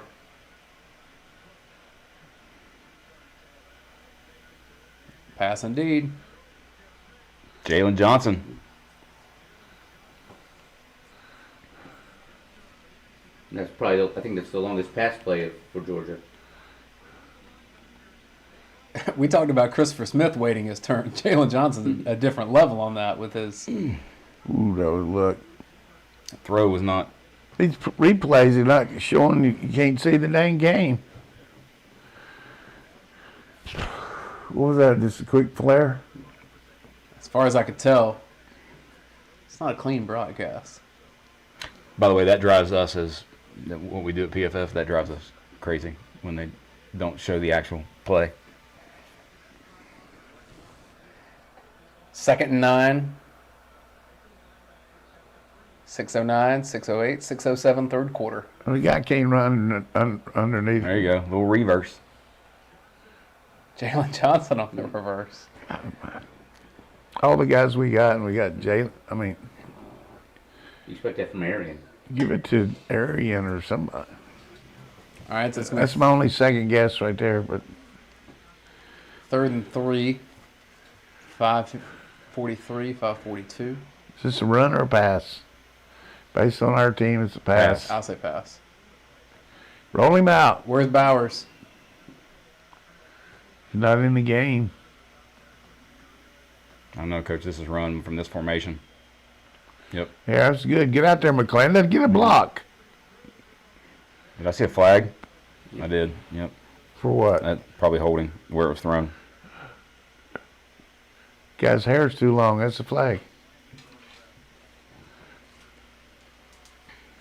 I tell you, penalties are killing us.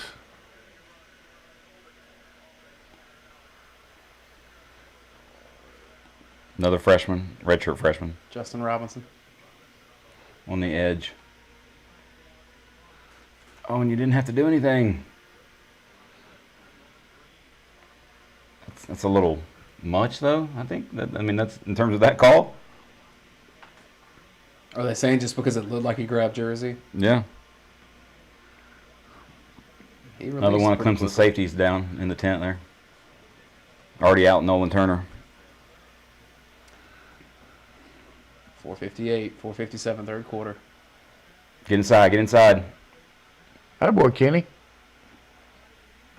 Good call there. Good job by JT Daniels to manage that snap. Yes. It was above his head. All right, run it one time. Go to the left again. Salyer. Good job, Salyer. Burton. Keep Burton in the game, please. One for Burton them is a and true freshman. Burton and Bowers. Georgia has 49 yards on this drive alone. 4:19, 4:18. There we Pitch. go. Good check. You got it. Holding the ball. Ooh. Good blocking on the outside. Was that Bowers? Second down, please run it. Put Milton in there and hammer that thing over left guard. Sam, where do you see the running game right now? Edges. Attacking the edges. Yeah. I think you set up to run it inside one time. Georgia with 191 total offense, Clemson 91.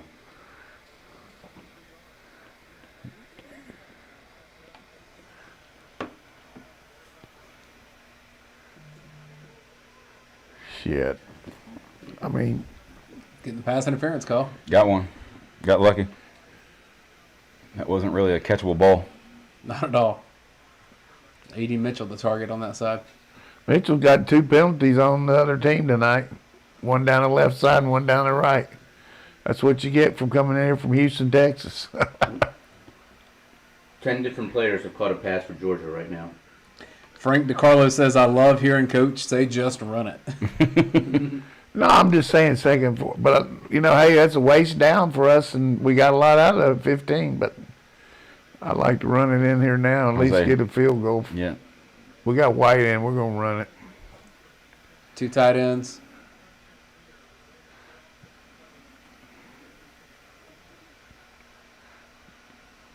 Oh, God almighty. I don't know that I love Burton on that personnel for that play because he, I guess, attempted a block and release, and he just got mauled pretty hard. Yeah.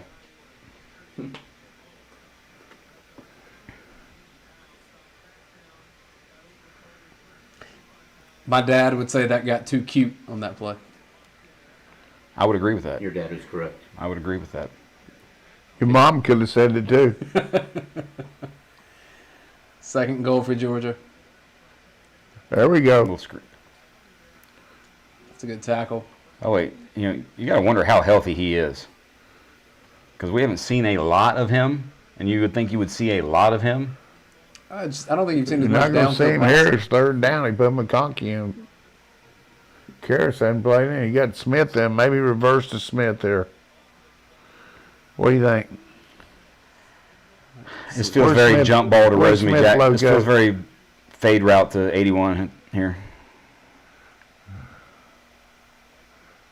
I'd go to the top of the screen though. That's where your numbers are. You got a hat on a hat. Well, no, they. Yeah. Zeus. Who was he throwing it to? I think Bowers actually. Well, he had the ball inside the 15 and had 3 plays, and everyone was a pass, right? That would be correct. See if Zamir would have. Yeah, he wouldn't have gotten in from there. Those two guys. Yeah, that was going to Bowers. I don't know what Arian's doing in there.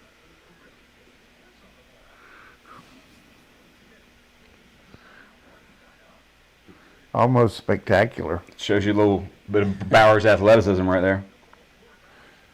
Well, like I say, Pod hadn't missed one since Moby Dick was a minnow. But I hate this angle. he missed one. This is going to be good. He's going right through there. Kick is up and good. Yeah. Georgia with a 2-possession lead, up 10-0 on Clemson. 2:38 left in the third quarter. Nice march. As we take this commercial break, if you have TV's taking a commercial break. If you have a question for Coach, drop it in the chat here. I want to tell you a little bit more about our friends at the 7-6 Apparel. That's Chase, Kelly, and company. Thank you for supporting what we're doing here. One thing I love about the 7-6 Apparel, beyond just how soft and great these shirts are, Coach is modeling one right here. Brent as well. This is the Athens collection. The 7-6 Apparel, they're active in the Athens community, supporting nonprofit organizations like Bulldogs Battling Breast Cancer. They've also done some private contributions to some of the people around the team that have had family things that come up that they could use a little help as well. They're a really mission-driven company, and their apparel is great. It's the 7-6 Apparel. Check out their stuff on their website. They will screen print whatever design that you like for you. It won't be sitting in a warehouse beforehand, and they'll get it to you quickly. That's the 7-6 Apparel. Thanks for supporting what we're doing here. What is very what stinks, I guess, if you're from the Georgia perspective right now, is that you have utterly dominated this game defensively, and they are one play from being massively in this game. And you got to keep playing the defense you've been playing, but it's tough. But right now, the quarterback that I asked you about. But one thing you got to realize, though, is their defense is dominated too. They made a lot of plays. So but we got the one defensive score, but we've been able to march the ball in both quarters, the first one and the third one. But we just kind of self-destruct when we get down there close. But so what were you going to ask? I was just going to say, so if you're Clemson right now and your quarterback doesn't know his left from his right now, it's going to be interesting to see what they do to get him in some sort of rhythm. And like I said, I think it's going to be here soon. I'd say trade for some offensive linemen right now. I mean, Find somebody at the portal after week one. I don't put it as much on him as I do this. They knew going in they had to have some way to launch the ball, and they aren't moving him around enough, I don't think, or just half roll or throw some tunnel screens or do something to slow this rush down. Run a draw. They haven't run a draw play the whole night. And I still Slow feel like, screen, hey, let them come in and then screen out. Screen, draw, and delay are the best things you can do against a rush. So they haven't done that. And the other thing is launch the protection from some different angles. But I would have thought they might have done what you said. Maybe Ross on the outside. Ross outside and go deep on him. Coach, a question about Georgia's offense from Hamwich says, do you think that Georgia should take a deep shot or just keep doing what it's doing so far offensively? I think we should run the ball when we got second and short. It's the only thing I would say. Amari Carmichael with a super chat. Thank you so much, Amari. You've been a supporter of the Watch Along show, I think, since day one. Where's Amari from? Amari, tell me where you're from. We'll give it a shout out. Really appreciate that. You're a friend of the show, and we can always count on you for your comments. Oh, he actually says, can you shout out my son, Caden? Caden, thanks for watching. Way to go, Caden. There's a weak kick. But they didn't get it out very far. And no dumb penalty. Amari is in Grayson, Georgia. All right, Grayson. So, Amari, thank you. Thank you, Caden. Thanks for watching and listening to what we have going on. And everyone that's watching our Watch Along show. We do it for you, and it keeps growing. And it's because you like it and you share it with your friends. So please continue to do that. I think we've got an exciting finish coming here in this game. 2:34 left in the third quarter. Clemson 1st and 10. At least, if I was Clemson, I'd at least try to get some holding calls. Start holding these guys. Brent, are you surprised that, and again, I think I asked this to Coach earlier, that Clemson's not doing more deep down the field passing, or is it just the protection can't hold that long? I think they're afraid of the protection just as much as Georgia is offensively. But the interesting part to me, and you watch, has Darian Kendrick been targeted yet outside of There's a holding call. He was that one time when they threw the inside route on him and he jumped it late when number 10 caught it. Yes, but outside of that, they are turning their head away from him. And that's his importance has been big in this game. They know more about him than they do. That's it. Chop block. That's a 15er.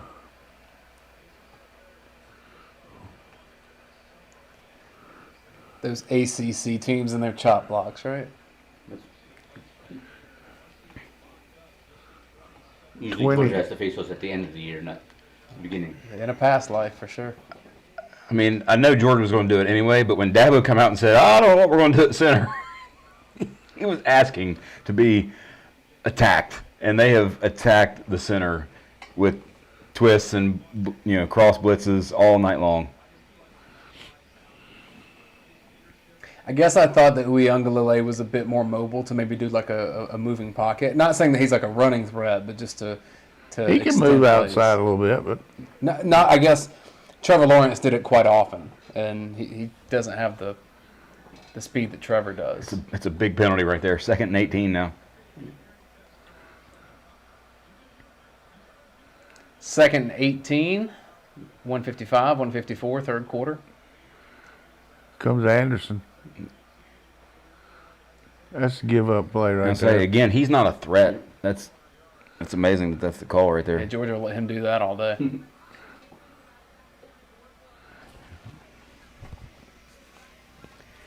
I mean, I saw him have the ability against Boston College last year to move around and find different angles that way. Same Boston College. A little different defense. First-year coach. 1:17, 1:16, 1:15 on the game clock. 3rd and Look how 14. deep our safeties are. Trayvon. God knows this. Give up 71. I believe this is tied for the most sacks in the Dabo Sweeney era that is allowed. Last time Clemson allowed 6 sacks in one game, 2012, South Carolina. Watch 71 kick back here.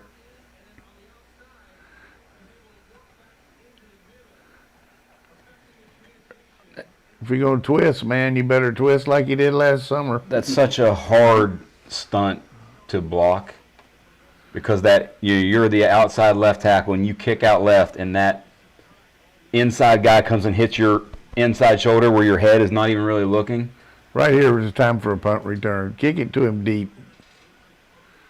You got a chance here. Come on, come on. Come on, baby. Come on. That's good. That's good. Good positive return. We got a flag, though. Don't block in the back. God, how many penalties we had? You know, Brent, with Film Don't Lie, we normally do defense and special teams in one feature and offense in one feature. We may have to do offense and special teams for the content. Yes. Defense, I think, has had its And we're own. going to have like however many sacks, we're going to show every one of them. Either that or we just split it up and do 3. Film Don't Lie, sacks. Ton of sacks. Somebody's going to make fun of me on that one. Penalty count? 7. Obviously, some of them were probably a little bit more, but not counted. Good thing for Clemson's they going to take a bus home. If they were in a plane, they might have to parachute out. All right, Coach. If I'm Todd Monken, I listen to Coach Donnan and I say, all right, I'm going to give my best back, the ball behind my best lineman, and go let him eat. I mean, we've talked about it in the offseason, Brent. When you have a lead late in the game, if you can put the hammer down, that's how you win. And Georgia's offensive hammers are Zamir White and Kendall Milton. He's got Arian Smith in there. He's going to take a shot to him right here. With Kenny Mack in the game, I think you might be right on that, Coach. He's going to fake up in there and go deep to Arian. Under center makes it even more likely.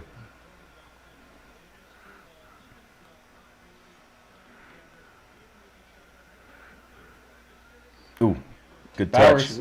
Come on, Bowers, why don't you catch the ball? Nobody heard about him in fall camp? That's 6 catches for Bowers, which is ties the most by a Georgia tight end since the 2014 Gator Bowl when Arthur Lynch had 6. He's going to break out tonight. Arthur Lynch, I'd say, was a friend of the program, right? I'm not saying it's a record. I'm just saying it's the most since. That's a lot. Yep. 6. Yep. We got Darnell Washington and Eric Gilbert waiting in the wings, too. I mean, how many teams have three 5-star players that aren't even dressed out? Most teams, like I was talking to my son, he said he doesn't think there's 3 5-star players in the whole Big 8 conference, Big 12. Wow. You might, I mean, Texas may have 1, 2, maybe. Oklahoma's got a couple. Maybe 1 or 2. Their QB. Right now, seriously, we got 3 5-star receivers aren't playing tonight. Our right guard got hurt first rattle out of the box. And by the way, in some sort of cast, I think they said. Did you see that, Dane? Does that say he's on the cast? I haven't seen that, no. Group me. Shout out again to Amari Carmichael. Another super chat from him, and this time so he asked for a shout out for his daughter. We had a son earlier, his daughter Asia. Thank you, Omari. Really grateful for that. You don't even need to send us anything. We'll shout them out. I know, but we're glad that you sent us something too. It helps us continue doing these shows and building up this channel. If you're watching us on YouTube, make sure you click the subscribe button on the channel, and you can easily have access to us. Change your notifications, and you'll see when we pop up every week for Georgia games. Clemson has 92 yards of total offense. Last time they were held under 100, the season opener in 1996 against North Carolina. Well, At North Carolina. I thought you were going to say when Caesar was going over the Rubicon. You know? There was some bad times for Clemson at one point. Shout out to our friends at Athens Ford for sponsoring really everything that we do at UGAsports.com. Put the pedal to the If metal, you look hammer at down drive. the Ford Broncos and the Ford F-150s, I think Caesar could have Physically. used that over the Rubicon to help navigate the way. Thank you, Athens Ford. Go check out their fleet of vehicles on their lot. If there's something that you want, they can get it there for you. Athens Ford, really great service and really great friends of what we do around here. And this is a finish them kind of Yeah, drive.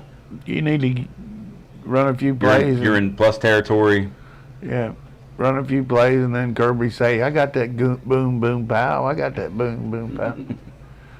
Black Eyed Peas, get in there and do There you it. go. What you know about the Black Eyed Peas, Coach? Dig Coach it. the Fergie fan. I got that boom, boom, pow. I got that boom, boom, pow. So You're You know, I would feel a lot better if we would just finish them off here. Just, take me out of my misery. Coach, in Worry. the last 10 minutes, you did Chuppy Checker and Black Eyed I did the Peas. twist, yeah. Yeah, you wide range of knowledge. Yeah. I've heard you on 960 The Ref with your old school. I can do some oldies, but I'm gonna tell you this. This is when you tell them, get off the stove, Grandma. You're too old to ride the range. Another super chat. This is from Christian. Thanks so much, Christian. Appreciate that. Christian's question: what teams do y'all think even have a chance against Georgia's superpowered defense? I'll tell you, one of them's in Tuscaloosa, based on what I saw with that offense. Yeah, I'd say Alabama. Thing about our defense is our secondary is okay, but without that pass rush, it needs a lot of help. So we're going to get better. Just to get through this game without losing it makes me feel very good. As far as our secondary, you know what I mean? Just Breesy is, by the way, as advertised. He's very good. But that was a good play. Yes. I mean, keep them honest. This would be a great time to drop back and screen. They're gonna have their ears pinned back. Throw a little. Brent Breesy has 5 tackles, 1 for loss right now. But he's Murphy also- is Murphy. How's many Murphy got? Has he done anything? Not much. Second 8 for Georgia, 14:28 on the game clock, 14:26. Got a lot. Lab McConkey in motion. It's the way to run it. Lad McConkey was window dressing there. It's a good run. Yeah. Murphy only has 3 tackles. Goodrich has 11 for Clemson. Our leading tackler for Georgia, 5. But there's many players that have 4 and 3, but six sacks is pretty impressive. 14 sacks in the last 7+ quarters. One thing I like about what we do, especially with Brent with PFF, is that stats don't always tell you how defensive linemen played, because sometimes they don't accrue, but they were Third still and really 4, please. destructive. We got Cook in there. That's Run an not even a option grading route system. on it. They gonna pressure you. They got man across Man. the board. Running back. Shit. Sack. We just got beat like There's a Murphy. tom-tom. That's There's it. Murphy. You asked about him, Coach. You said not much. I jinxed that, didn't I? First the field goal, Say they and wrapped now him. Murphy. This is on y'all. You got to come across there, Erickson. They go to your left. You expect somebody. Got to expect somebody coming back the other way. But it's still tough. And Murphy's a We ran talented it. player. We ran it twice and had 3rd and 4. I mean, We need a Thunderfoot here. Murphy's play there maybe what keeps Clemson It's a good punt. hanging around. It's going to be at the 14-yard line for the Tigers, 12:56 in the fourth quarter. GATA 404 Dog says just keep JT healthy. Agreed. I will say Georgia's protected him pretty well tonight. They have, but that's not our forte. 3rd and long. I mean, throwing the ball on a drop back. That was like a 6-step drop there, wasn't it? Yeah, and when you say protected him well, Dane, I think his offensive coordinator Yes. has protected him more so as much as his offensive line Well, has and- protected him. Quick passes and Screens. Well, in the last 4 games last year, he was on the ground pretty frequently. I'm saying that overall the offense has done a good job of mitigating that against a really good defense. Yeah, and what a couple good things from moving forward. First play of the game, and then the pass to Bowers right there, getting him on the move, and him looking comfortable on the move. Like you could tell last year the knee was a thing, and I got a chance to see him and talk to him earlier, or right a couple weeks before this camp got started, and he said the knee felt 100%. He was ready to go. So, it was one of those things where you see that now, and you see the offensive coordinator using a little bit of his mobility. That's good for you to be able to. It expands what you can do as an offensive coordinator. Coach, how aggressive will Georgia's defense, or how aggressive should Georgia's defensive front remain? I think we play it close to the vest here. You don't want to give them anything easy. I'm just saying you don't want to have all-out blitz. Just we're getting there with 3 and 4, 5 guys. Just keep playing the same stuff. The biggest thing is move your guys around. They can't handle movement. Yes. I mean they look like they got concrete feet. Mainly ask, and we're not in this territory yet, but the old adage, the only thing that prevent defense does is prevent you from winning. And I'm not saying Georgia's going to do anything like prevent, but No, we're not. What I'm saying is though, the ball's on the 14-yard line. Don't run an 8-man kamikaze blitz here, and you got one-on-one with Breeny or Scene playing Ross. You're going to see a lot of two safeties. Yeah, I Three can deep. see us playing a lot of 2 deep man under now because this guy hadn't shown any ability to run the ball. The safeties are playing half the field, helping behind them. You're playing them tight inside coverage, and you're forcing them to throw the ball usually to the underneath guys because you can take away the outside guys. One of the things we track. Here's the other thing we got to watch out for is no pass interference. We Yes. don't need any of that, especially on 3rd and long. So what do you track? I'll say we track win percentage, like as your pass rush win percentage. Like for example, if I'm the right defensive end and I beat my guy, but the throw is already out, I don't get a pressure, or the quarterback rolls the other way, something like that. And I would bet Georgia's win percentage is extremely high when you look at it from each individual pass rusher perspective. Balin here. Like right there, Beal won that matchup. DJ is not small, and the Kobe just kind of threw him backwards right there. Not small. He's only 250. we're in the 4th quarter, 12:37, 12:36, 12:35. The tempo of this game is they're going to try to up the pace if they can get a first down.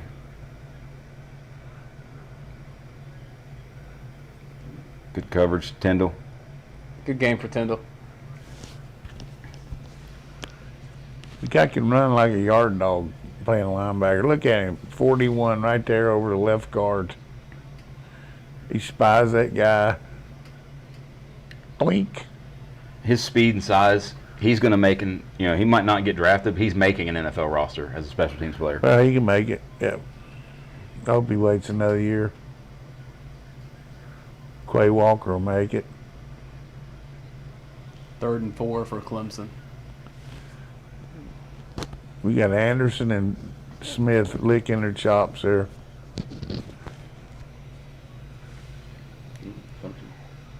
I think there's a motion penalty before the Yeah, snap. they tried to blow it dead. It's a way to get a good They got shot lucky. in there. And Dabo saying, he hit the quarterback. Dabo, we have crowds this year.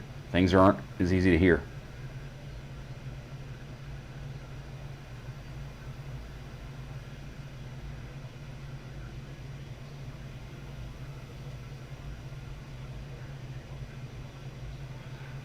Took some good shots on this boy right here. And what happens when you know you've been getting your tail beat all night long? Try to get a little extra something, and you jump off sides. We were bringing the safety then. Rob Jeffrey says he's a first-time viewer and enjoying the commentary. Thanks for watching, Appreciate it, Rob. Appreciate it, Rob. Yeah. 3-man rush here. Zone. Pick, could be a pick.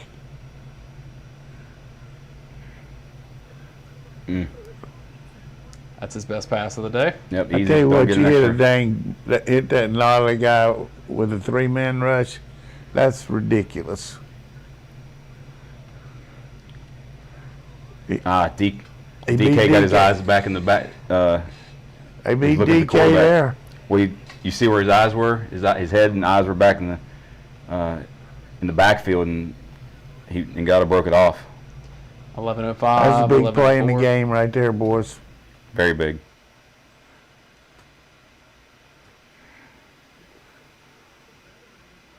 No, finally in the game. Huge Boy, run. Here's a good example. You make a first down, then things a little easier. You know, your defense is not as confident.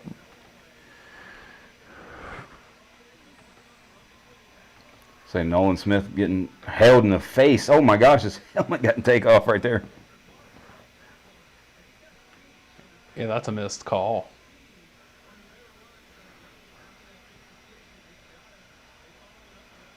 $10:50, 10:49, fourth quarter.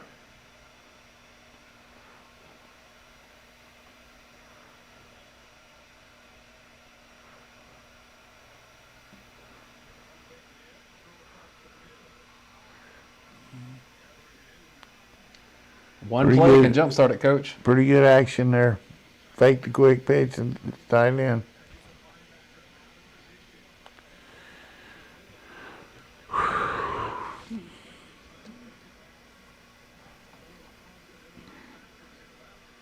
Some defender needs to make a play.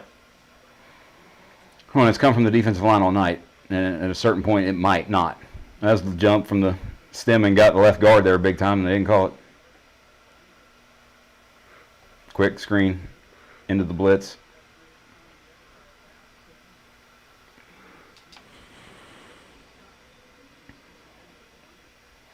Kendrick was sort of not very well lauded for his physical play, and he's been solid, very solid in playing against the bubble screens and being physical. Clemson has 67 yards on this drive. They had 97 yards entering this drive. One play on 3rd and long. QB. Yep. Oh, that's interference. Oh, come he- on, Keeley. That's a bad play right there. What did I just say about it? Don't get a pass interference? Yep. You can't make it more obvious than that.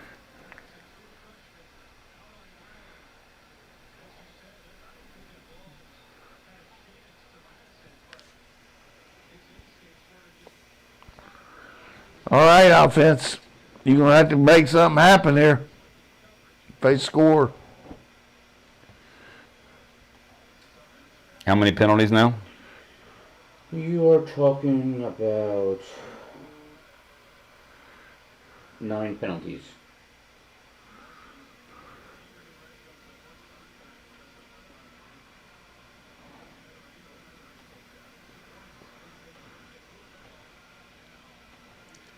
First and goal for the Tigers.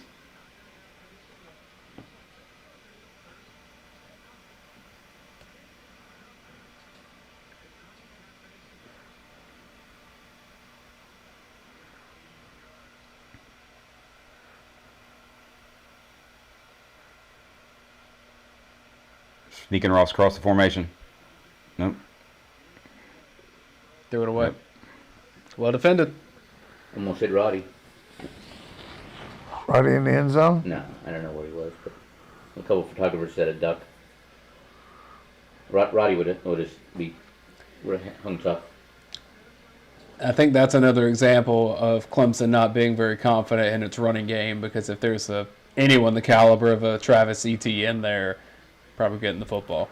Well, this is the one spot on the field where you have to legitimately actually think about the QB in the running game for them, because he's close enough to the end zone. You have to go far.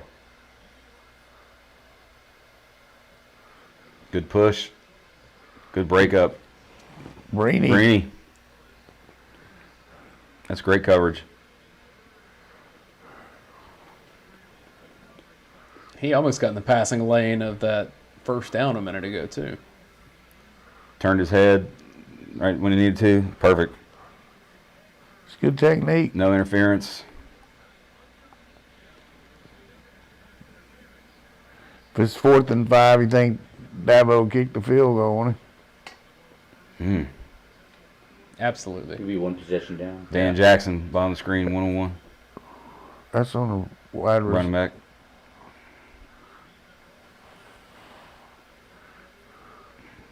Yeah, I love that. We got another penalty in the end zone.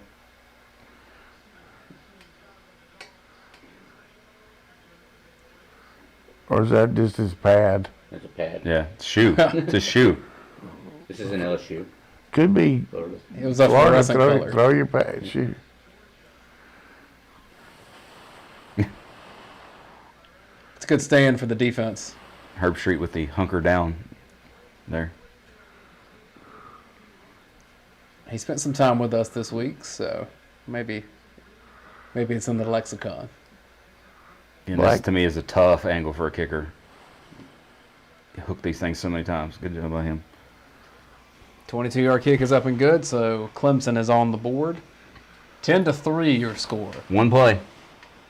That 44-yarder. One third down play. Got him rolling. How far did he go? 44 yards. He's had not as career highs in receptions and yards. All right, Coach.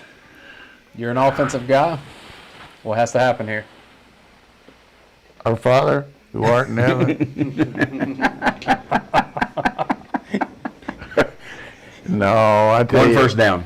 Get at least one first down somehow, no matter how.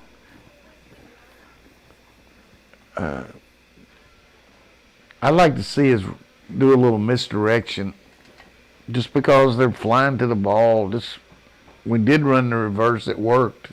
I mean, or some kind of counter, or the little flip to the back with everything going one way and flipping it back the other. Yep. And a reverse, but not to Jalen Johnson. To Cooker Smith. Has Smith even touched it tonight? Not that I'm aware I mean, of. has Burton caught two? Burton's caught 2 or 3. two catches. Yep. Smith has not has had a catch. I don't know that he's been targeted. No, he has not been targeted. So basically, Kyrus Jackson, their second best receiver, didn't play either, so that makes 4. Along with Blaylock, it's 5. We play without our top 5 receivers. Yeah, Jackson's only been on special teams from what I've seen. Which running back has the most yards per carry? For Georgia, I would assume it's Miller. White. Yeah, Well, White he's jumped his up. yeah, he's 6 yards carry. He's 7 for 42, while Milton's 4.6. I mean, Jalen Johnson had 6 for 1, but that doesn't count for averages. I'm asking our folks on YouTube how they're managing their nerves. Might I suggest Bud Light Seltzer? Good call. It's always interesting when you think about it from an offensive coordinator perspective.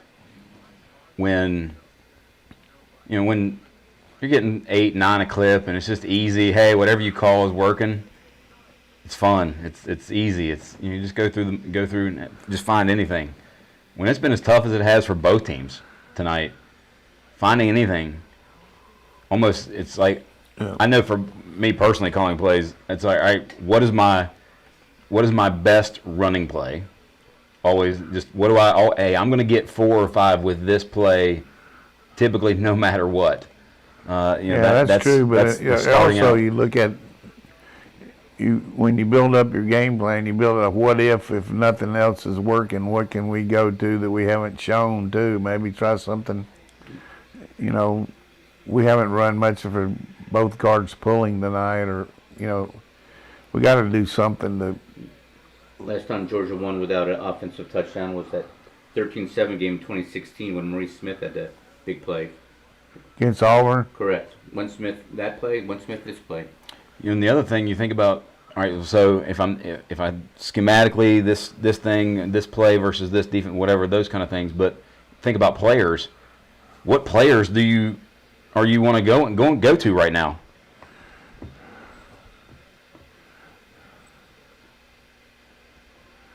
Yeah.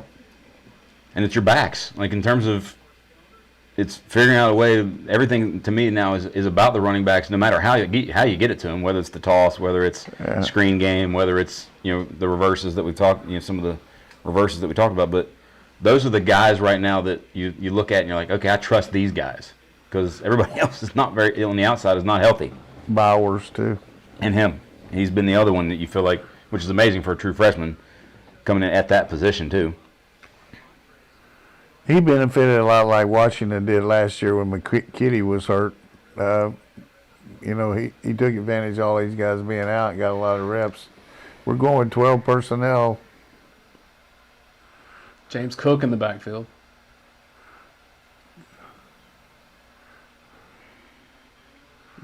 Good God, look, where's it coming from? So you throw it to a true freshman. On a low percentage throw, by the way. That's. I mean, that felt like a wasted play. Maybe they're trying to take a well, I mean, I don't know that they counted on losing in the lights, but man, I like the protection though because you had the bunch over there where they couldn't run around you. But this will definitely be run. 2nd and 10. We're fourth quarter, 9:05. There's Aaron Smith. Good job by JT going, just kind of side army there. Make them miss you.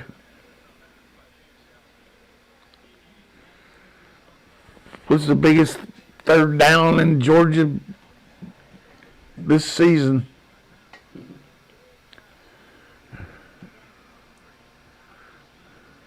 It's 11 different receivers that caught a ball for Georgia right now.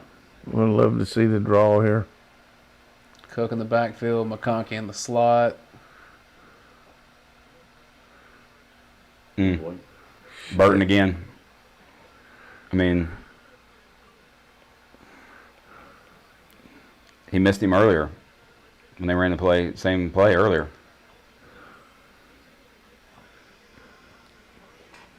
Brent, you wanted one first down, they didn't get it. Mighty. Justin Farmer had a point earlier in the chat here. It said that a quick offensive possession just means that the defense is more likely to get tired as this game goes on and on. Yeah, but our defense hadn't been out there that much. Run into the kicker, please call it. I haven't seen the flag. Oh, that's 15. They're going to throw that.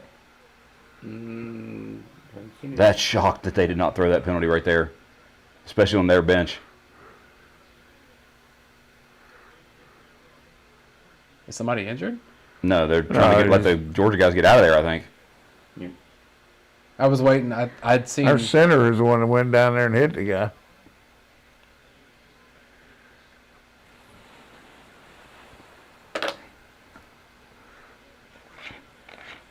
No, it was N'Kobe. Well, 56 is the center. He'd want to tackle him, but N'Kobe came in there late, I guess. I think that's the one they were wanting. Yeah.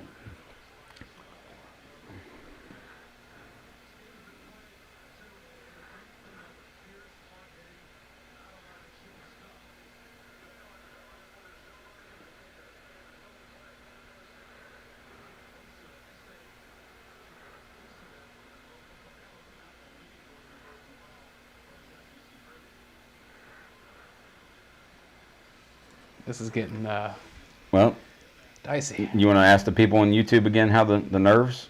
Well, they already said they went into the whiskey, so I don't know what's stronger than that. They touched the kicker. I think they said it was deflected, I thought he was saying. Oh. Well, they protected him a little bit on that last drive too. Enough. So it's you're gonna have to make some plays on the back end now. This game kind of reminds me, just the way it's felt so far, of 2017 Notre Dame. And if you remember how that game ended, if my memory is correct, that was a Davin Bellamy sack. Lorenzo Carter recovered the fumble, right? Yeah. So what I'm saying is, Georgia's defensive line, which has been great all day, someone's going to have to get a sack on Uyunglele to seal this. Yeah, them and N'Kobe have been the best players on the field. You know, Carter, Walker, Nolan Smith's been really Nolan good. Smith, Adam Anderson, like those guys have been your best players this game. They're going to have to continue to be that. And then if you want to go to Georgia's most recent game, Jordan Davis had a block kick that helped seal that game as well against Cincinnati in the Peach Bowl. So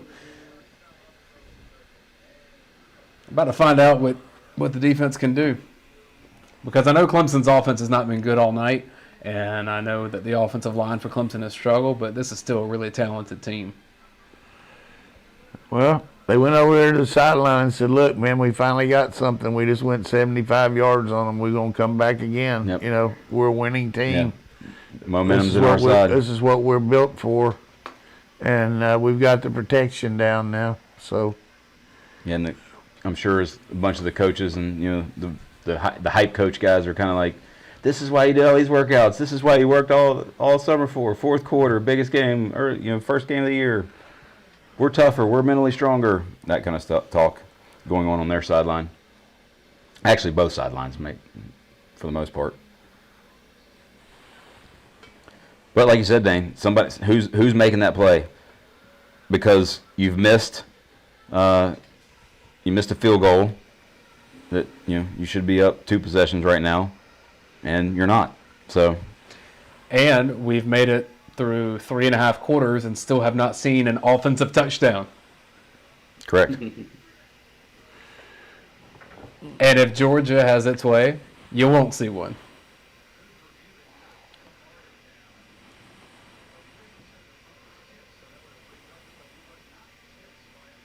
Yeah, no, how's that ball tipped? Where was it tipped? it wasn't. Yeah, 5-yard penalty. Did they call it? That's running into the kicker.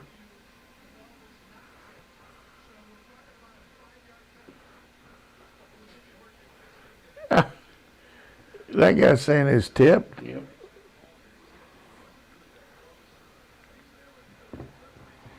All right. Let's see how this review goes. We're going to get a first down here.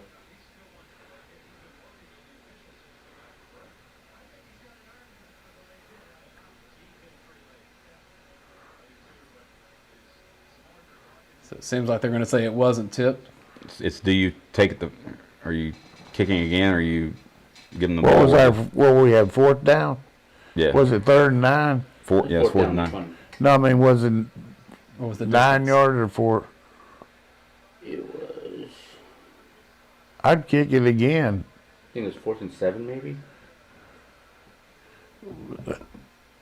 I'd punt it again. This guy's due for a better kick. They got a good return. We're lucky you didn't get a penalty there. I mean, he hit the guy out of bounds. Look at this. Whew.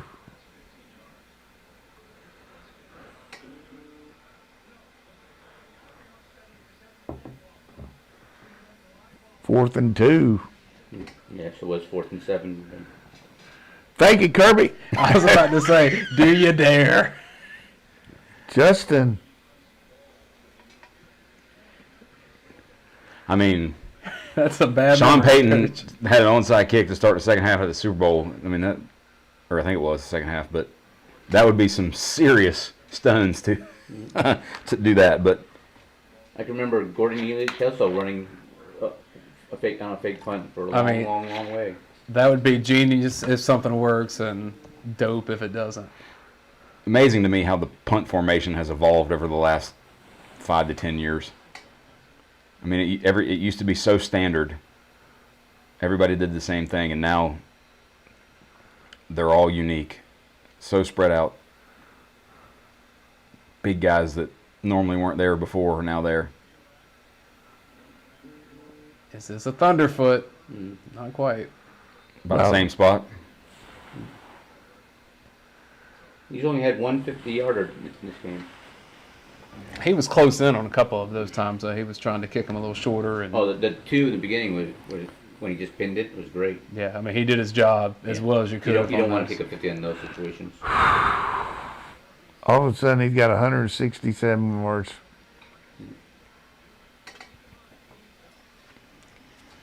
They gonna come back with that back to the outside again. That's 23. Dixon playing now. I guess Yeah, that was a it's first half just- suspension. Yes.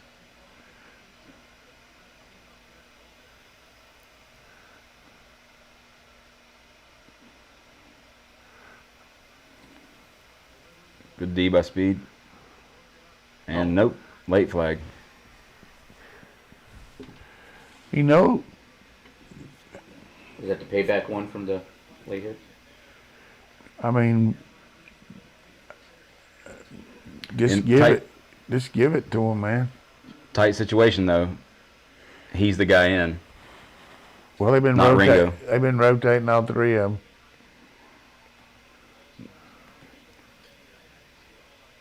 That's the 10th penalty. It's so hard to call anymore because the offense is insanely handsy as well. Bail coverage this time.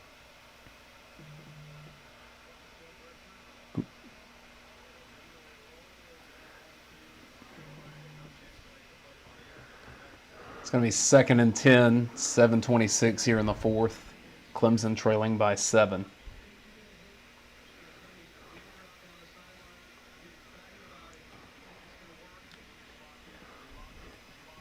Gregory Davis says the announcer are clearly on Clemson's side. They always are, right? You can watch always on the us. opponent. They tried to catch us on the wheel route, but we had three deep coverage. You see that, Brent? Yep. That's a good I call. was shocked he didn't dump it off to the guy that was jumping up in the air. Oh, instant pressure. Pick. Oh. 3rd and short. 10's having a game of his life. Been the only one for him. That was pressure immediately. Yep. That's a great job by the quarterback for them. He has 110 yards receiving. The rest of the team has 65.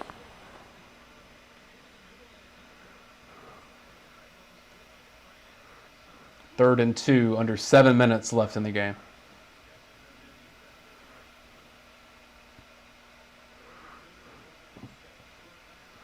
Give him that. Lewisine wraps up with the tackle, but it's first down. I've seen so many players kind of fall off of that tackle, so that's why I kind of remark on that. Because that could have been an extra 10 yards. Yes. Good thing to get him down. The guy can hum it when he gets time. Yes. All right, the Tigers at midfield.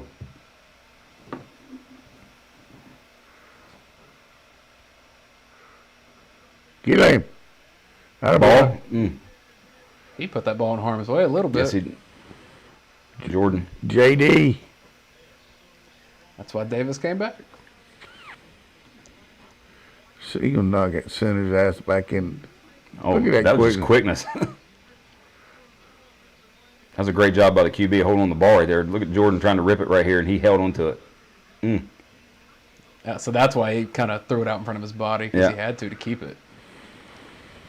2nd and 14. 5:40 to go in the fourth quarter. Motion penalty. Ball on it. Right tackle's in motion.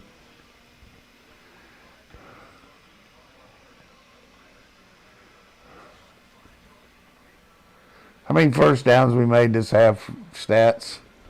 Georgia's made in the second half.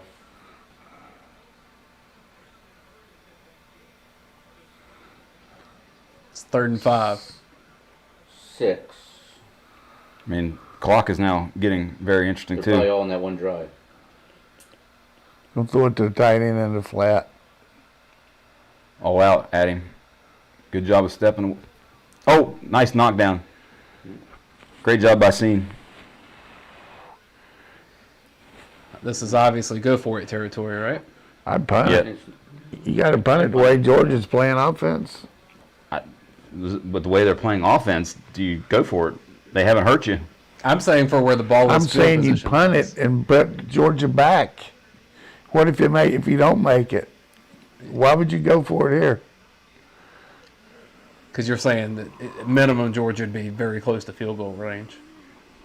Yeah, it doesn't shock me they're going for it. Because if Georgia's not moving the ball, That's what I'm saying. That's why he punted. They would be within a 10 and couldn't punt. Couldn't They're move. blitzing him. we were out. Good peel off. That's a great job by Nolan Smith right there. Dane, please highlight that. Leading. All right, from the let's line. go right here and just milk it, man. Please show the replay and show Nolan Smith peel off on the back right here. I beat you to it, Kirk. Boom, boom, peel right there. Good job of Smitty jumping it, too. That little X stunt's really, that'd be what y'all films don't allow, that thing with those linebackers crossing big. Well, I mean, So you're saying, you're saying right there, you think they should have gone for it? well, because if you're Clemson, you're down 7, you have the ball, you punt it, and Georgia gets one or two first downs, you're not going to get the ball back. But What they've have they shown only, that but they- they've only made 6 first downs. What Right. have they shown they could get 1 or 2 first And downs? that's saying, look, I have the ball, I'm down 7, I'm just going to go trust my offense, and if I got to play defense, I got to play defense. Yeah, They haven't done anything. What you're going to have right now, though, is if you get 3 and out, they're going to punt the ball, and you're going to be on a 10-yard line again. You can look at it both ways, I guess. But if you're a productive offense and made a lot of first down, what are they in 3rd and 4th down right tonight? 3rd down and 4th down conversions, what are they? Georgia on 3rd down. Not Georgia. Clemson's No, 5 of Clemson, 17 yeah. on 3rd and 4th, over 1 on 4th down I mean, right there. it just depends on what your team's all doing in the game. Well, they've been pretty good the second half, though. First down sack killed them. I'd like to see that little quick pitch to a running back here. It's on the edges. If you're going to run the ball on the edges. What right we now. have right now, we have a thing on our game plan called 4-minute offense, and they got plays set up for it. So let's see what they are. They got 3 timeouts, so you really aren't going. They're not going to use them until after 2 minutes. But I just think with the ball where it is on the field, I like to see 3 runs. We're not a college percentage team on that. We're more of a pro team, don't you think? In terms of Down a distance. running the ball, you mean? I'm talking about 3rd and 4 for us is a pass. Yes. 2nd, 7's a pass. Yes. Which is okay. I mean, I'm not disputing it, but I think in this game right now, Dane, you and I talked. you can use 2 minutes right here if they don't use a timeout.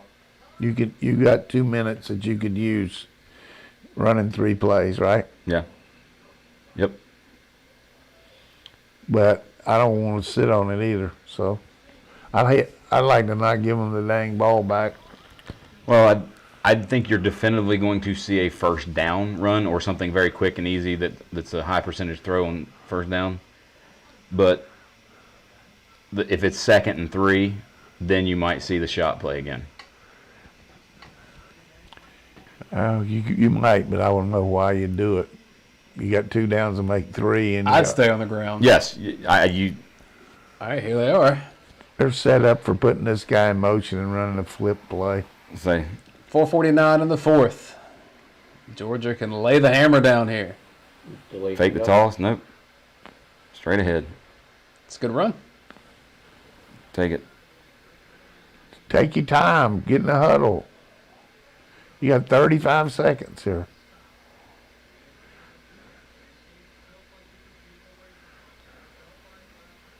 Second down and 6.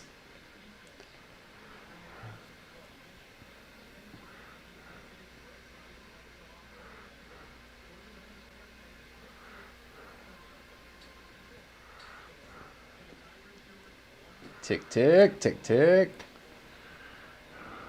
Please run that flip play. Please run that flip play. Please run that flip play. There you go. Flip play. Asking you shall receive, Coach. Whoa, some more patience. Still a good run. That was there.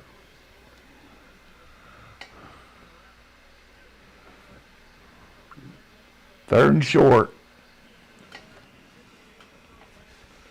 I wonder if anyone in Vegas would have let you bet on Christopher Smith having the lone touchdown in this game.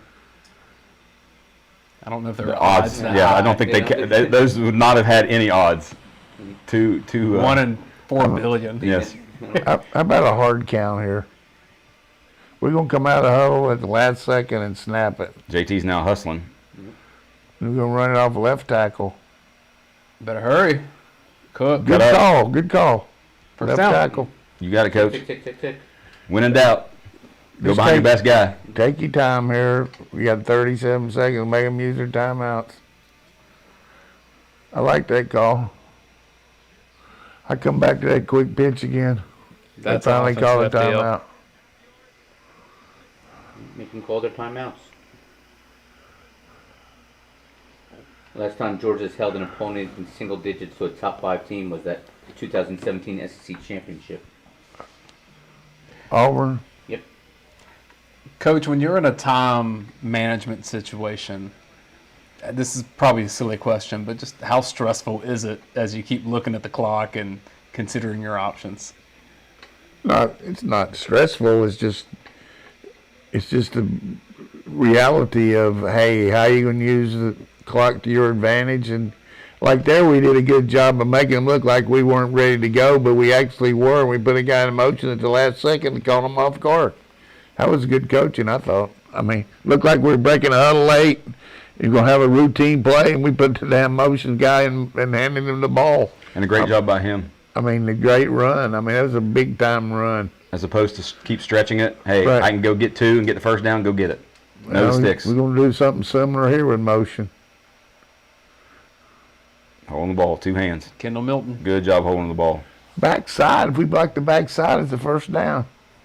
What if he's going to call another timeout? Use the 35 here. So he's gonna hold on to it after this play. Get in the huddle. Whoa, Montana may beat Washington. Isn't Montana still FCS, Coach? Yeah. I like this little muddle huddle where we come out at the last second and It just eats the clock. here we come. 2nd and 6, 2.5 minutes to go. Same thing, other side. Good run. Dip, great dip.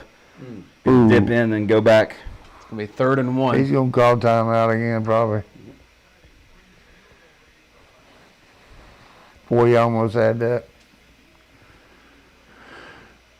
Where's the ball, like the 35? About, yes. God dang it. I thought it was 1. They're saying 3rd and 2, so somewhere in the middle probably. What's the play that you have that is almost guaranteed to get a yard? Oh, Coach O. That Clemson doesn't know. Struggling. Well, so far tonight, we run to the tight end side. If we could get in 3-by-1 and flip the ball to the split inside, I don't think they'd have anybody between him and Concord. That's 19 miles from Charlotte.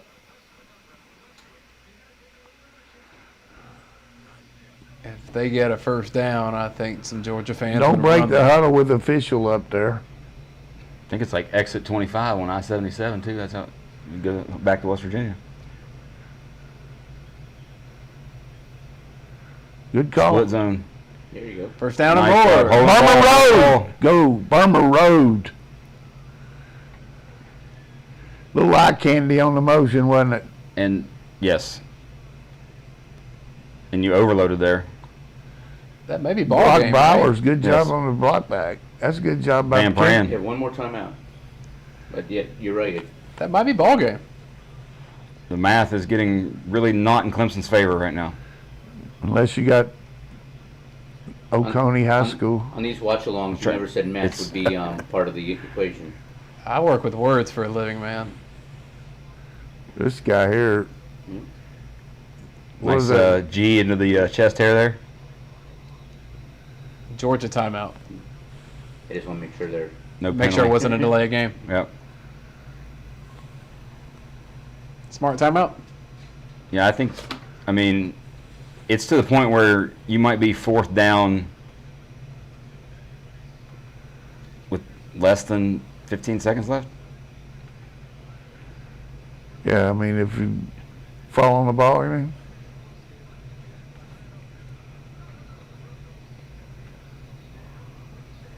Rambling wreck from Georgia Tech and a heck of an engineer. Down by 1 to Northern Illinois with 22 seconds. The end is near. And I think you're seeing now, Coach, why Dabo did, in fact, go for it. Yeah. And also that is 1, 2, 3, 6 runs. Almost at the end of this ball game, and there hasn't been an offensive touchdown. And Just baffling. you started this drive with 4:44, by the way. Get Just off run the Scott. same thing over and over again. That was the same play as before. So All here's right, the let's get timeout. away from the split zone right there because the backside is crashing. And for those listening, split zone where the Bowers is coming across, I really the think action going right. I think we can just fall on the ball here. Can we? I think so. This will be the fewest points scored for Clemson in the Dabo era. All right, Dabo. They've had 6 points twice, once against Georgia Tech of all people, and once against Alabama. So this would be This would be the fewest points. fewest in the points Dabo scored era. with Dabo as the coach. Yep. Kendrick's liking it. Beating the Tigers. Got to feel good for that kid.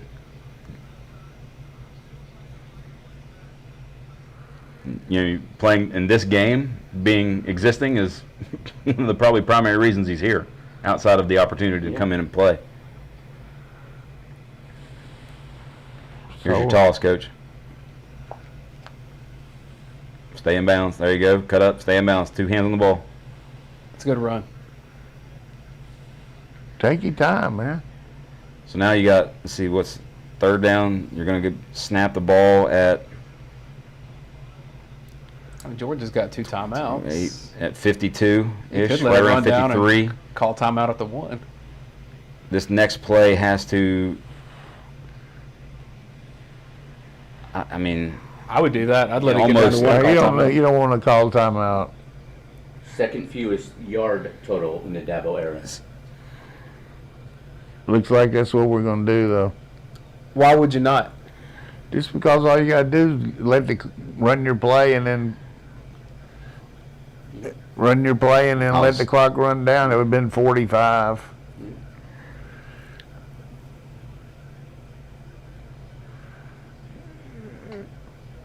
We got to get this one down to 40, right? Yep. Yeah. Is there an 11-yard play? 11-second 11 play. second play. You well, the can thing take- is, the thing you could all, I mean, you can take the ball and run back to the other sideline. that was my, you run this play as a normal play, whatever it is your call is, and then the next is, hand it and or just JT 'Cause hang you have around, and then go down. It's a final to flats, by the way. Tech lost. Tech lost. There's As Tate Whitmire Ratledge says, there. What's he looking like? From historic Grant Field, Bobby Dodd Stadium. Pretty good interview you all had the other day. Vanderbilt's going to lose too, by the way. Down 20-3. Wow. Is that what it is? Yep. All right, 3rd and 3, 51 seconds left. Toss Samir right. White. Yep. Inside. First down. Game over. There you go. No penalties. Party's over. All right. Now the nerves are gone, Georgia fans. You just, Hell of a win. I mean, you just completely dominated as of right now, number 3 ranked team. At least dominated them. Your defense dominated them. I'm not even here for the offensive slander that I'm sure is to come, whatever, because people complain, whatever. Well, You beat Clemson. You beat Clemson. and One of played the best without- programs in the You sport. play with your hands behind your back. and you're not exactly, and you're going to be a better team in 3 weeks, 4 weeks, 5 weeks. You just And- and the toughest team in the next 10 to 12 weeks. And the other thing, you're not going to face a defensive line like what you faced tonight until Roll Tide. What a defensive performance from Georgia. Great job. Coach, how you feeling? You seem rather calm, Coach, for a big dub. Who, me? Yeah. Oh, I feel good. I mean, Using a little James Brown action. I was really worried about the back end, but I didn't think we could dominate up front like that. That was how many sacks? Officially it said 7. I think they had 8, but Well, we want to thank our sponsors. We just did a great job tonight of providing us good shirts and Bud Light seltzer, and didn't bring any Athens Fords over here, but we probably could. That's the 7-6 Apparel, Bud Light Seltzer, and Athens Ford. Thank you for supporting our show. You know, big picture, Coach. Now it's get healthy, but be disciplined. You've got to, every opponent, impose your will. No off days. It is set up for you to go handle your Right. business and be in. And by the way, to me, if you're in the SEC championship game at 12-0, you are in the playoff no matter what. And this Yeah. is what I know. Dana and I think talked about it, we've talked about it at some point. Like Clemson now, if you're 12-0, and even if you lose the SEC championship game, and you're 12-1, and Clemson's 12-1 as a champ, you beat them. Yeah. You're in. Yeah, I think we'd cart before the horse here for us. Oh, that's 11 more games. We got some tough teams, but nothing probably as tough defensively as that team. But no. how about Jordan Davis coming back to his hometown? Yep. Vontae White played good tonight too.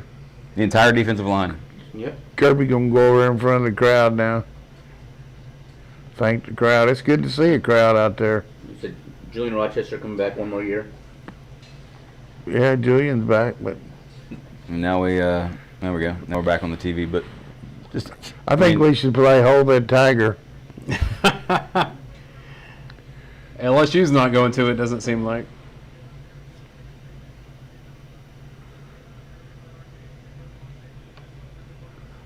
That's a big win. That's a Doesn't big get any guy bigger. right there. I tell you what, I've interacted with him a couple times. You can't meet a nicer person. Yeah, he was at SEC Media Days and he was Super person. polite and super personable.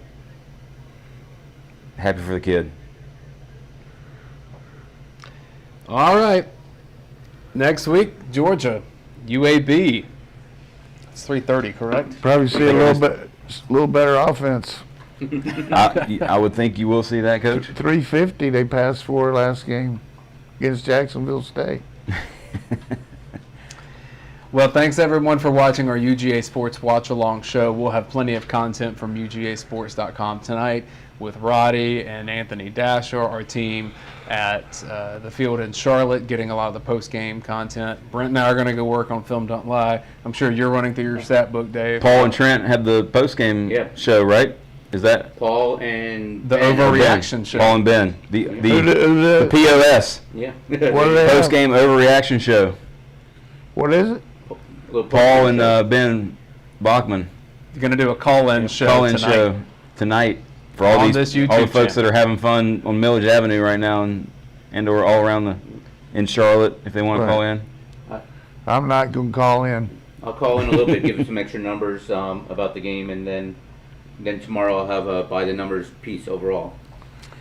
Sounds good. All right, so we will see you on all of our platforms next week. And Georgia beats Clemson to open the season. Quite a start to the 2021 season. For head coach Jim Donnan, Brent Rollins, Dave McMahon, I'm Dane Young. Thank you for watching.